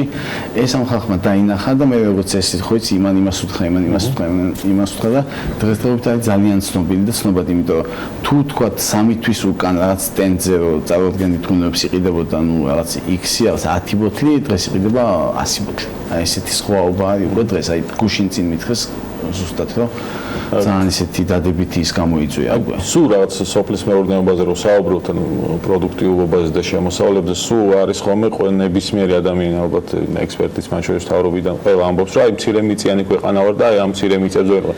მცირემიწიანობის დარად, ასე თქვა, შერაც ახსენე წეღა, რომ არასწორად ნაწილდება თანხები, რაღაც მცირე თანხები მიდის სხვადასხვა მეღვინეებთან, რომლებისთვისაც არ არის, ასე თქვა, ის თანხა იმ მომენტში შეიძლება მნიშვნელოვანი იყოს, მაგრამ განვითარების პერსპექტივაში არ არის. ამ შემთხვევაში თქვა, რა შეიძლება გაკეთდეს, ანუ რაღაცა გაერთიანდნენ მეღვინეები ერთობლივად და მათი დაფინანსება მოხდეს, თუ აი რა მოდელი შეიძლება შემუშავდეს, რომ თუნდაც ტექნოლოგიების ნაწილში ვიყოთ უფრო წინ, ვიდრე დღეს ვართ, ხო? ну ცოტა ჭირს თან მეღვინეების და მევენახეების გაერთიანება, იმიტომ რომ იყო ცდა ამის რო კოოპერატივები რაღაც წინ წამოწეული იყო, მაგრამ ცოტა რთულად მიიღო ხალხმა. მაგრამ იმას რომ რაღაც თანხებს არიგებენ ისეთ თანხებს, რომელიც თანხაც არ ყოფნის მარანს, ხო? ადამიანმა რომელმაც არ იცის და უხარია რომ მიიღო რაღაც თანხა, ძალიან უკან ვარდება, იმიტომ რომ მე დღეს რაღაცებს ვიყიდი და ღვინო არ მაქვს საკმარისი, ხო? გინდაც ღვინო მქონდეს, მე იმას ბოთლი უნდა, ეტიკეტი უნდა, საცობი უნდა, მე ბაზარზე გატანა უნდა და ამას წლები ჭირდება და ანუ ვიღაცას რო წაახალისებ თუნდაც 10,000 ლარით, ეს არის ძალიან დიდი შეცდომა, იმიტომ რომ ესე ვერ განვითარდება. აი ეს უნდა თვითონ სახელმწიფომ დაარეგულიროს ისე რომ ადამიანები, რომლებმაც მიიღეს რაღაც წარმატება, რომელმაც ნულიდან დაიწყეს და არა ისე რომ დიდი ფინანსები ჩადეს მეღვინეობაში, ვინც ნულიდან დაიწყო და მიდის ნელ-ნელა, ესენი უნდა გაერთიანოს, დააჯგუფოს და ისინი უნდა დააფინანსოს და თვითონ რაღაც მიმართულება უნდა მიცეს, იმიტომ რომ არ შეიძლება რომ აწარმოოს შენ ცოტა და შორს წახვიდე, როცა სახელმწიფო შეუძლია დაგეხმაროს, ხო? არის თუ არა პრობლემა თავად მყიდველების, ასე ვთქვათ, წინასწარ მოძებნა ქართულ მეწარმეებში, ანუ ადამიანები შეიძლება იწყებენ წარმოებას ღვინის, მაგრამ არ ყავთ ჯერ მყიდველი, შემდეგ ეძებენ. ანუ ეს რამდენად არის პრობლემა? ძალიან დიდი პრობლემა, იმიტომ რომ მოდიან კითხულობენ რაღაც ერთი ბოთლი ღვინო, ვთქვათ რაღაც ეტყვი ღირს 30 ლარი, რამდენ საწარმოებ ეტყვი 10,000 და უცებ დაითვლიან ხოლმე და უხრამდენი ფულია და ესე ვენახს გაშლებას წრებენ და მე უკან ვარდებიან. ან იყიდიან ყურძენს, ან ყველაფერს გააკეთებენ, თანხებს ჩადებენ და არიგებენ მაღაზიებში და მე თანხა არ შემოსთ, იმიტომ რომ ცნობადობა ჭირდება და ხარისხი ჭირდება. ეს არის აი აბსოლუტურად ყოველი მეორე ეს ამ მდგომარეობაში, ყოველი მეორე ძალიან რთული სიტუაცია გვაქვს, იმიტომ რომ არ გვაქვს საიმისო განათლება, საიმისო ცნობადობა, როგორ უნდა დავიწყოთ მევენახეობა, მეღვინეობა, ეს ღვინის ბიზნესი და ასე შემდეგ. პიროგში ბაზარი ხნა მოუძებთ, ხო, ღვინო ყურძნის მოყვანა, ღვინის დაწვრა და ბიზნესი რა თქმა უნდა როგორ კეთდება და იმედი რომ ასეთი კომპანიები კიდევ უფრო მეტი გვექნება და ეს საუბარი ალბათ უახლოეს მომავალში კიდევ გვექნება გასაგრძელებელი და სხვა ბევრ კომპანიასთან, თუმცა აქაც იმედის ნაწილს ვიტოვებ, რომ უახლოეს მომავალში საქართველოში გაჩნდება შესაძლებლობა, რომ უკვე ვისაუბროთ იმ ახალ ბაზრებზე, რომლებიც უფრო მეტად იქნებიან ათვისებული და რა თქმა უნდა რუსეთი ამ ჩავნეთვალში აღარ ხვდებოდეს. მადლობა რომ ვიყავით ჩვენთან. წარმატებებს გისურვებთ და გამოფენიდან ამბებს ველოდებით. გიორგი ალადაშვილი, რუისპირის ბიოდინამიური მეურნეობის დაფუძნებელი იყო საქმიანი დილის სტუმარი. ახლა გადავხვდეთ გრძელვადიან ამეთის პროგნოზს და რამდენიმე წუთში დაგიბრუნდებით.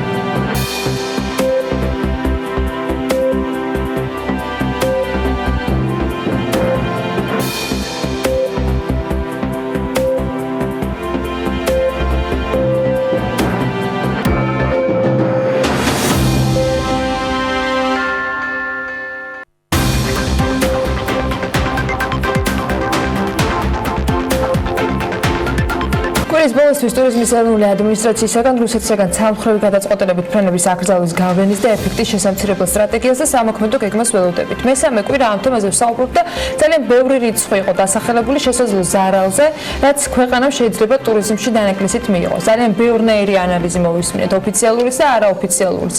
მათ შორის ტურიზმის ეროვნული ადმინისტრაციის ხელმძღვანელი ამბობს, რომ შესაძლო ზარალი 2 მილიარდი ლარი შეიძლება იყოს. ეს დანაკლისი სხვა რეგიონებთან ერთად ზაფხულის სეზონზე აჭარაში განსაკუთრებით აისახება. მიუხედავად იმისა, რომ აჭარის როგორც ტურისტული მიმართულების რეკლამირება საერთაშორისო მედიებში აქტიურად მიმდინარეობს, რამდენად არის ეს საკმარისი რეაქცია, ამის ერთმნიშვნელოვანი შეფასება რთულია და ჩვენც ვაგრძელებთ მოსაზრებების შეგროვებას და დღეს ამ თემაზე მამუკა ბერძენიშვილთან ერთად უნდა ვისაუბროთ. ტურიზმის ინსტიტუტის აღმასრულებელი დირექტორი გვერდება საქმიანი დილის ეთერში. მოგესალმებით ბატონო მამუკა. მადლობა იმით, რომ ხართ ჩვენთან ერთად. პირველ რიგში ამ გასული 3 კვირის განმავლობაში და გასული პერიოდის განმავლობაში მოსმენილი კომენტარები მინდა რომ შეგაფასებინოთ. კომენტარები, იმიტომ რომ ოფიციალური სტრატეგია რაიმე დოკუმენტის სახით ჯერ არ გვინახავს, მაგრამ ნახეთ ძალიან ბევრი იდეა და ინიციატივა, რომელიც გაჟღერდა როგორც აჭარის ტურიზმის წარმომადგენლობის მხრიდან და აჭარის მთავრობისგან, ისევე ცენტრალური ხელისუფლებისგან. რამდენად სწორად მიდის ქვეყანა იმ რეალობიდან გამომდინარე, რომელიც შეიქმნა საქართველოში რუსეთის ცალმხრივი გადაწყვეტილებით? მოგესალმებით პირველ რიგში დილამშვიდობის. ამ შემთხვევაში თავიდანვე შეიძლება ითქვას, რომ საუბარი მართებულ სიარულზე ცოტა რეალობას მოკლებულია, იქიდან გამომდინარე, რომ ჩვენ იდეაში ახლა არ უნდა ვფიქრობდეთ იმაზე, თუ რა უნდა მოხდეს კრიტიკული სიტუაციის დადგომის შემდგომ. ჩვენ ახლა არ უნდა ვსვამდეთ ამ კითხვებს, უნდა რეალურად უნდა ვიცოდეთ, თუ რას უნდა ვაკეთებდეთ ტურიზმის მენეჯმენტის კუთხით მსგავს სიტუაციაში. თუმცა ამაზე საუბარს ახლა აზრი არ აქვს, იმიტომ რომ რეალურად ჩვენ ამ სიტუაციაში ვიმყოფებით. მეორე მხრივ მკაფიო გეგმა იმის შესახებ თუ რა შეიძლება და რამ შეიძლება უпростоრად ეს მდგომარეობა გამოასწოროს არ ჩანს და ძირითადად ვხედავთ იმას, რომ სახელმწიფო აკეთებს აქცენტს სარეკლამო კამპანიებზე, რომელზეც ისედაც აკეთებდა და გვესმის, რომ ეს ყველაფერი გაძლიერდება, თუმცა როგორ გაძლიერდება, რა სახით გაძლიერდება, ამაზეც მკაფიო წარმოდგენა არ გვაქვს და ასევე გაჟღერდა ეკონომიკის მინისტრის ინიციატივა დახმარება გაეწიოს იმ პატარა და საშუალო ზომის სასტუმროებს, რომლებსაც შეიძლება პრობლემები შეექმნა ამ სიტუაციაში, თუმცა ამ შემთხვევაში ცოტა სიტუაცია ბუნდოვანია, იქიდან გამომდინარე, რომ რეალურად როგორ მოხდება ამ პროცესის მენეჯმენტი ესეც არ ვიცით, რა კრიტერიუმებით შეირჩევა მსგავსი სასტუმროები, მაგალითად აჭარაში, რომელიც კიდევ უფრო პრობლემურია და დამოკიდებულია პირდაპირ ამ სეზონზე, შესაბამისად ეს კლება ყველაზე მეტად სეზონურ რეგიონებს დაარტყამს და მათ შორის აჭარას. ამიტომ სიტუაციის შეფასება სახელმწიფოს ნაბიჯებიდან გამომდინარე არის რთული, იმიტომ რომ თავად სახელმწიფოს გეგმა არ არის მკაფიო. ბატონო მამკა, რა კრიზისული გეგმა უნდა ჰქონდეს სახელმწიფოს? თქვენ ახსენეთ, რომ ახლა თქვა შეიძლება გვიანიც იყოს და აქამდეც უნდა ყოფილიყო რაღაც გარკვეული კრიზისის გეგმა ასე ვთქვათ, რომელიც შემთხვევაში თუ ასეთი რამ მოხდებოდა, სახელმწიფოს ექნებოდა კონკრეტული სტრატეგია, რომლის მიხედვით იმოქმედებდა. აი, რა სტრატეგიაზე შეიძლება იყოს საუბარი თქვენი განმოსახედიდან, თქვენი ანალიზის მიხედვით, რომელსაც უნდა მიყვეს ქვეყანა, მათ შორის წაიყოლოს ამ სტრატეგიის შესრულების ნაწილში კერძო სექტორიც. ну მაგალითად ამ შემთხვევაში ეს მდგომარეობა ბათუმს ყოველთვის უდგას დღის წესრიგში ისევ და ისევ მეორდები, იმიტომ რომ ის არის სეზონური კურორტი და არაერთხელ გვისაუბრია ჩვენ იმაზე, რომ ბათუმს განსაკუთრებით სეზონის საწყის ან სასრულ პერიოდში, ან მაშინ როცა დაბალი აქტივობის სეზონია, სჭირდება მხარდაჭერა ეს არაკრიზისულ მდგომარეობაშიც კი და ეხლა მით უმეტეს და ამ მიმართულებით რამოდენიმე გზა არსებობს. პირველი ეს შეიძლება იყოს ტურისტული ფრენების ხარდაჭერა და არა რეგულარული ფრენების ხარდაჭერა, ანუ ის ფრენები, რომლებიც ჩამოდის და რომლებიც ორგანიზებულია ტურისტული ოპერატორების მიერ და მხოლოდ ტურისტებით არის, ესე ვთქვათ, შევსებული. მეორე ეს შეიძლება იყოს საგადასახადო პოლიტიკა, რომელიც ორ ნაწილად შეიძლება დაიყოს. პირველი არის ის ზოგადად მოსაკირევლები, რომლებსაც სახელმწიფო იღებს კერძო სექტორისგან და მეორე გადასახადი, რომელსაც იხდის თავად ტურისტი, ეგრეთ წოდებული ტურისტ ტაქსი, რომელიც შეიძლება იყოს გამოყენებული მსგავსი კრიტიკული სიტუაციების მართვისთვის. ასევე შეიძლება ითქვას, რომ შესაძლებელია კონკრეტული გეგმა ღონისძიებების მხარდაჭერისა და მართვისა. ეს ღონისძიებები განსაკუთრებით ასეთ სეზონურ კურორტებს, როგორც ბათუმია, ძალიან სჭირდება და ამ ღონისძიებების პროფილი ასევე შეუზღუდავია, შეიძლება იყოს სპორტული, კულტურული, სამეცნიერო და ასე შემდეგ.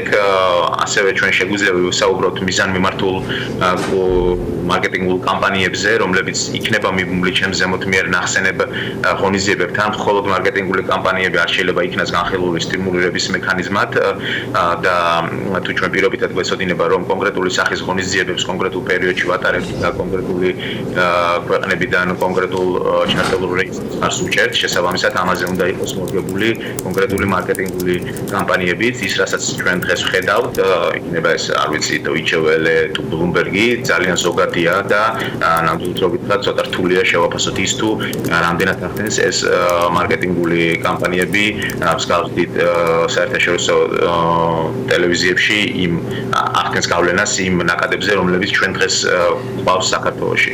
თუმცა დიახ ბატონო მამკა, როცა ვსაუბრობთ აჭარაზე და ვსაუბრობთ იმაზე, რომ მას ჭირდება დახმარება ბევრი მიმართულებით, მაგრამ იყო ასევე საუბარი მარკეტინგულ ნაწილშიც, რომ ჩვენ ევროპელი ტურისტი უნდა მოვიზდოთ. ბათუმს რამდენად აქვს პოტენციალი, რომ ევროპელი ტურისტი, როგორც საზღვაო კურორტით დაინტერესდეს ბათუმით, აჭარის სანაპიროთი და რამდენად იქნება მათთვის, თქვათ, იგივე იმ ევროპული კურორტებისათვის კონკურენტუნარიანი ადგილი, ანუ ზაფხულის სეზონისათვის ევროპა არის ბათუმის ის შეთავაზება, რაც ჩვენ შეგვიძლია რომ მათ შევთავაზოთ? მომგებიანად. ჩემი აზრით არის, უბრალოდ ჩვენ ამ ადამიანებს ნამდვილად უნდა გავაცნოთ ჩვენი პოტენციალი. დღესდღეობით ჩვენ ვინც ყავს წარმოდგენილი ევროპიდან, ეს არის აღმოსავლეთ ევროპა და უკვე წლები აქვს სტუმრობს იგივე ჩარტერული რეისებით პოლონეთი, თუმცა მათი რაოდენობა ძალიან მცირეა და ეს არ შეიძლება იყოს მიჩნეული დამაკმაყოფილებელ ციფრად. წელს დაიწყო ვიცით ბალტიისპირეთი, მაგრამ ეს შეიძლება ითქვას, რომ საკმარისი არ არის და ძირითადად მაინც დიდი ტურისტული ოპერატორების აქტიურობის შედეგია, ვიდრე სახელმწიფოს მიზანმიმართული პოლიტიკის. ამიტომ ჩემი აზრით ამ შემთხვევაში სახელმწიფო ზუსტად უნდა განსაზღვროს ის თუ რა მექანიზმებით შეიძლება დავაინტერესოთ ჩვენი ევროპელი ტურისტები და პირველ რიგში ეს არის ცნობადობა და საჰაერო მიმოსვლები ბათუმში, რაც რომელშიც შემთხვევაშიც ერთშიც და მეორეშიც ჩვენ ძალიან ესე ვთქვათ მოვიმპოჭლებთ რეალურად ბათუმი როგორც საზღვაო კურორტი ევროპაში ცნობილი არ არის და ჩვენ ისე და ისე ვკმაყოფილდებით მხოლოდ იმ ქვეყნებით სადაც ისტორიულად ცნობილი იყო ჩვენი ქალაქი როგორც საზღვაო კურორტი. პოზიციონირება მხოლოდ საზღვაო ბათუმში გასაგებია, მაგრამ თუნდაც აჭარის რეგიონი რომ ავიღოთ, პოზიციონირება რამდენად კარგად ხდება, პოტენციალი მხოლოდ საზღვაო კურორტის პოტენციალი არ აქვს აჭარის რეგიონს, იქ არის სხვადასხვა ბევრი ადგილი, სადაც შეიძლება რომ ვთქვათ ევროპელ ტურისტებს რა ინტერესებიც აქვს, ისიც დაკმაყოფილდეს შესაბამისად. აი ეს პოზიციონირების ნაწილში, როცა ჩვენ ვამბობთ რომ მარკეტინგული კამპანიების მით რამდენად ზუსტია ეს მარკეტინგული კამპანიები, იგივე სპორტული ტურიზმი უნდა განვითარდეს, ეს არის ერთ-ერთი სტრატეგია, რომელიც აქვს იგივე აჭარის მთავრობას და იყო ვთქვათ ჭადრაკის მსოფლიო ჩემპიონატი, იყო ძალოსნობის მსოფლიო ჩემპიონატი, იყო და შემდეგ. რამდენად საკმარისია ეს ღონისძიებებიც?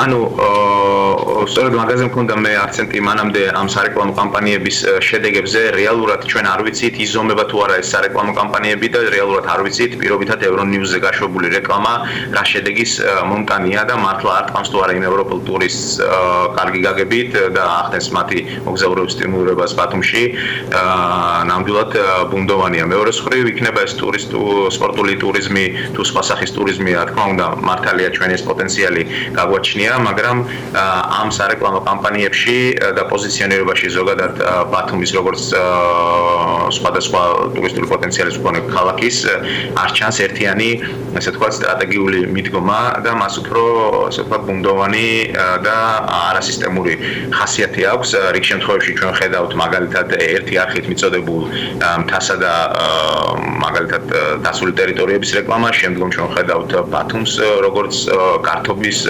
ქალაქს თუ ღამის ცხოვრების ქალაქს, მაგრამ რეალურად თუ რას ემსახურება ეს რომელი კონკრეტული სოციალური ჯგუფების კონკრეტული ქვეყნიდან მოზიდვის პროცესს ამას ვერ ხედავთ მკაფიოდ და ალბათ სწორედ ამაზე გვაქვს ჩვენ საფიქრალი ყველას ერთად თუ ვინ ვართ რეალურად ჩვენ რას ვხედით, ანუ რა პროდუქტი გაგვაჩნია წლის რომელ სეზონზე და შესაბამისად რომელი პერიოდი წლის უნდა იქნას გამოყენებული იმისათვის რომ ეს პროდუქტები დაკავშირებული კონკრეტულ სეზონთან თუ პერიოდთან წლისა იყოს ადეკვატურად მიწოდებული სამიზნე ბაზრებისთვის. სერვისებზეც მინდა კითხოთ, აი მათ შორის რუსი ტურისტების კლების და ნეტი ევროპელის თქო შემოსვლის თემაზე საუბრისას ბევრჯერ აღინიშნა როგორც მომხმარებლების მხრიდან, ასევე ტურიზმის ინდუსტრიის წარმომადგენლების მხრიდან, რომ პრობლემა გვაქვს სათანადო სერვისის მიწოდებაშიც. ეს იქნება ფასი, მომსახურების ხარისხი, თქო მრავალფეროვნება სამზარეულოს და ასე შემდეგ, რომელიც განსხვავებულად შეიძლება იყოს წარმოქმნილი. ამ მხრივ მიუხედავად მიმდინარე არაერთი პროექტისა, რომელიც იყო მაგალითად გადამზადების ნაწილი, ეს იქნებოდა ტუროპერატორები, გიდები, თქვათ მომსახურე პერსონალი და ასე შემდეგ. ამ მხრივ არის თუ არა პროგრესი და მზად არის თუ არა საქართველო, აჭარა იმისათვის, რომ მიიღოს სხვა ტურისტი, რომელსაც განსხვავებული მოთხოვნები აქვს, თქვათ იგივე რუს ტურისტებთან შედარებით. ტექნიკური პრობლემის გამო მცირე პაუზა გვაქვს, იმედია რომ აღდგება კონტაქტი. მამკა ბერძენიშვილი, ტურიზმის ინსტიტუტის აღმასრულებელი დირექტორი გვერდება საქმიანი დილის ეთერში. მე მაყურებელს შევახსენებთ, რომ მიმდინარე კვირის განმავლობაში ეკონომიკის მინისტრის მიერ დაანონსებული ინფორმაცია და ამავე ინფორმაციას აანონსებს ტურიზმის დეპარტამენტის შესაბამისი ხელმძღვანელობა, რომ უკვე ველოდებით კონკრეტულ გეგმას, რაც შეიძლება მთავრობამ რუსეთის მხრიდან მიღებული გადაწყვეტილების ფონზე, რომელიც უკავშირდება ფრენების შეწყვეტას საქართველოს რუსეთს შორის და ტურისტების კლების ფონზე, იყოს სწრაფად და მოკლე ვადაში მიღებული გადაწყვეტილება, იმისათვის რომ ის შემოსავალი, რაც ქვეყანას უნდა მიიღო, რაიმე ფორმით დაბალანსდეს. ხო, პრინციპში ერთი ვიცით, რაც ნათეთურნაოს ინიციატივა რომ ორი ძირითადი მიმართულება ხო? ისიც საინტერესოა, ანა რომ რა დაგვეკლდება ესეთ წინასწარ, როდესაც გათვლებიკეთდება, არის აბსოლუტურად განსხვავებული. ხო, ეროვნული ბანკი ამბობს რომ 200-დან 300 მილიონი არის საშუალო პროგნოზები, იქ დოლარზე არის საუბარი, ამ შემთხვევაში ლარზე საუბრობს ტურიზმის ადმინისტრაცია და როცა ტურიზმის ადმინისტრაციის ხელმძღვანელი საუბრობს, მარიამ ქრიშვილი ამბობს, რომ ეს არის ყველაზე პესიმისტური პროგნოზი, ანუ 700,000 რუსი ტურისტი თუ უკვე შემოვიდა ქვეყანაში და გათვლა იყო 1,700,000-ზე და მილიონი ტურისტი საერთოდ რო აღარ შემოვიდეს, მაშინ დაახლოებით ამდენი გამოდის თანხობრივ შემოსავალში. ხო, მოკეთ მამუკა ბერძენიშვილი გვერდება კვლავ საქმეების ეთერში და ბოლო კითხვას დაუსვა მას და მინდა რომ ამით შევაჯამოთ. ბატონ მამუკა, კითხვა მდგომარეობდა შემდეგში, რამდენად არის საქართველო, იგივე აჭარა და ბათუმი ისეთი ტურისტების და სტუმრების მისაღებად, რომელსაც აქვს განსხვავებული მოთხოვნები, იმიტომ რომ ისიც ფაქტია, რომ ხარჯულ უნარიანობასთან ერთად რუსი ტურისტი განსხვავებული მოთხოვნებით არის საქართველოში ჩამოსული და სხვა მოთხოვნები აქვს სხვა ქვეყნის წარმომადგენლებს სერვის გულისხმობ ამაში მომსახურებას, მრავალფეროვნებას და ასე შემდეგ. დღეს გვაქვს თუ არა პროგრესი მიუხედავად იმ პროგრამებისა, რაც მოქმედებდა, მუშაობდა და არსებობდა გადამზადების თქვა სემინარები და ასე შემდეგ ჯგუფები. რა თქმა უნდა ჩვენ გვაქვს ძალიან ესე ვთქვათ ფართო შესაძლებლობები და უნდა ითქვას რომ პროგრესი არის მიუხედავად იმ ესე ვთქვათ კრიტიკული მიდგომებისა რომელიც ახლა პირობითად ჩემ შემთხვევაში იყო დასახელებული პროგრესი ჩემი აზრით განპირობებულია იმით რომ რეალურად ჩვენ ძალიან დიდარი პოტენციალი გვაქვს და სწორედ ამ ეს პოტენციალი არ გვაძლევს ჩვენ საშუალებას იმისა რომ ეს პროცესი არ განვითარდეს თუმცა მეორე მხრივ უნდა აღინიშნოს ის არსებული პოლიტიკა რომელზეც არაერთხელ რომელსაც არაერთხელ ხაზი გაუსვით ამ პოლიტიკას არ აქვს მიზანმიმართული ხედვა და შესაბამისად ამ პოტენციალის სრული ათვისება არ ხდება და სწორედ ამიტომაც ალბათ ჩვენ პირველ რიგში გვიჭირს ევროპელი ტურისტების მოსიდვა ბათუმში საზღვაო სეზონზე და საუბარი სხვა საზღვაო სეზონის მიღმა არსებულ პერიოდზე კიდევ უფრო ზედმეტია მიმართულებით იმიტომ რომ ყველაზე ძლიერი ესე ვთქვათ ჩვენ ამ პერიოდში ვართ და ამ პერიოდშიც კი გვიჭირს გავაგებინოთ ცხოველ ტურისტებს და ევროპელ ტურისტებს იმის შესახებ თუ რა გვაქვს ჩვენ. ამიტომ მე ვიტყოდი რომ ყველაზე დიდი იარაღი რომელიც სახელმწიფოს აქვს ხელში უნდა იყოს ხელში და ეს არის მარკეტინგული ღონისძიებები უნდა იყოს მიზანმიმართულად გამოყენებული და ვფიქრობ რომ ეს ზოგადი სარეკლამო კამპანიები მაინც არ აწვდის ამ ევროპელ ტურისტებს განსაკუთრებით იმ კონკრეტულ მესიჯ ტურისტვის უნდა ჩამოვიდნენ ჩვენთან და საჭირო არის უპირველეს ყოვლისა ეს რამოდენიმე მილიონი ლარი რომელიც იხარჯება იყოს მიზანმიმართულად კონკრეტულ სოციალურ ჯგუფებზე კონკრეტულ ქვეყნებში მიმართული და ამ ადამიანების მოგზაურობის სტიმულირება უნდა მოახდინოს და მეორე კიდევ ერთხელ მეორდები აუცილებლად უნდა ვიცოდეთ ის რომ თუ ჩვენ ხალხური ტურისტი გვინდა ის რამოდენიმე საათიანი გადაჯდომის მქონე ფრენებით ბათუმში არ ჩამოვა და ჩვენ აუცილებლად უნდა ვიმუშაოთ იმაზე რომ კონდეს პირდაპირ მიმოსვლა ბათუმისა და სხვა ევროპულ ქალაქებს შორის იქნება ეს რეგულარული ფრენებით თუ ტურ ოპერატორების მიერ დანიშნული ჩარტერული ფრენებით რაც ყველაზე უფრო რეალურია და ამიტომაც სჭირდება ჩემი აზრით სუბსიდირება ამ ფრენებს. გასაგებია მამუკა ბერძენიშვილი ტურიზმის ინსტიტუტის აღმასრულებელი დირექტორი გვერდებოდა საქმიანი დილის ეთერში. მადლობა თქვენისთვის რომ იყავით ჩვენთან ერთად. ამით საქმიანი დილას ვასრულებთ თუმცა ვიდრე მაყურებელს დავამშვიდობებოდით სულ რაღაც რამდენიმე წუთის წინ მამუკა ხაზარაძემ სოციალურ ქსელში დაწერა განცხადება რომლის მიხედვითაც მამუკა ხაზარაძე საზოგადოებრივ მოძრაობას აფუძნებს და შეუძლები მოკლე ამონარიდი წაგეკითხოთ ამ განცხადებიდან. ქვეყანაში ბოლო დროს მიმდინარე პროცესები საგანგაშო ფორმებს იღებს აღაზია ჩვენი საზოგადოების გახეჩვის და დაპირისპირების მიზანმიმართული პროცესი 20 ივნისის ღამე იყო წყალგამ ყოფილი როდესაც ჩვენმა ღირსეულმა და თავისუფალმა ახალგაზრდობამ გულწრფელი და მტკიცე პროტესტი გამოხატა ოკუპაციისა და ძალადობის წინააღმდეგ. ეს პროტესტი არის დამოუკიდებლობისათვის ბრძოლის გაგრძელება. თუ ამ ქვეყნის მოქალაქე ხარ, თუ მისთვის გული გიძგერს, არ შეიძლება ამ ყველაფერს გვერდიდან და გულგრილად უყურო, არ შეიძლება შენი დრო ენერგია საქმე ყველაზე თავარს არ მოახმარო სამშობლოს კეთილდღეობასა და მის თავისუფლებას.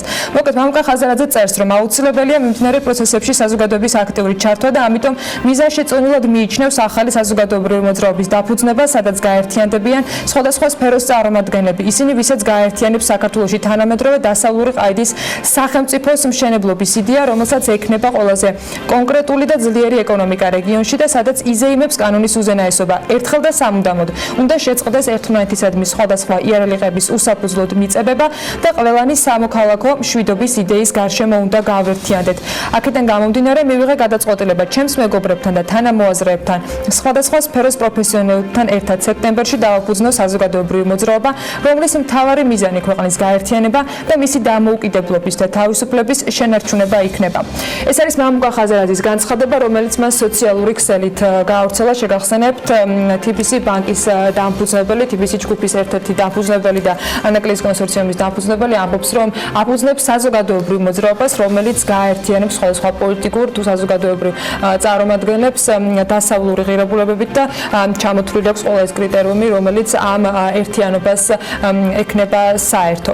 მოკლედ, ამით გემშვიდობებით, ამ თემასთან დაკავშირებით გამოხმაურებებს, რა თქმა უნდა დაელოდოთ პირველი საინფორმაციო გამოშვებებში, საქმის კურსის ეთერებში და ჩვენს ვებგვერდზე იკითხოთ მუდმივად განახლებადი ინფორმაცია PM-წერტილი-G. მეტნიერ დღეს გისურვებთ, ხვალ შეხვდებით ერთმანეთს.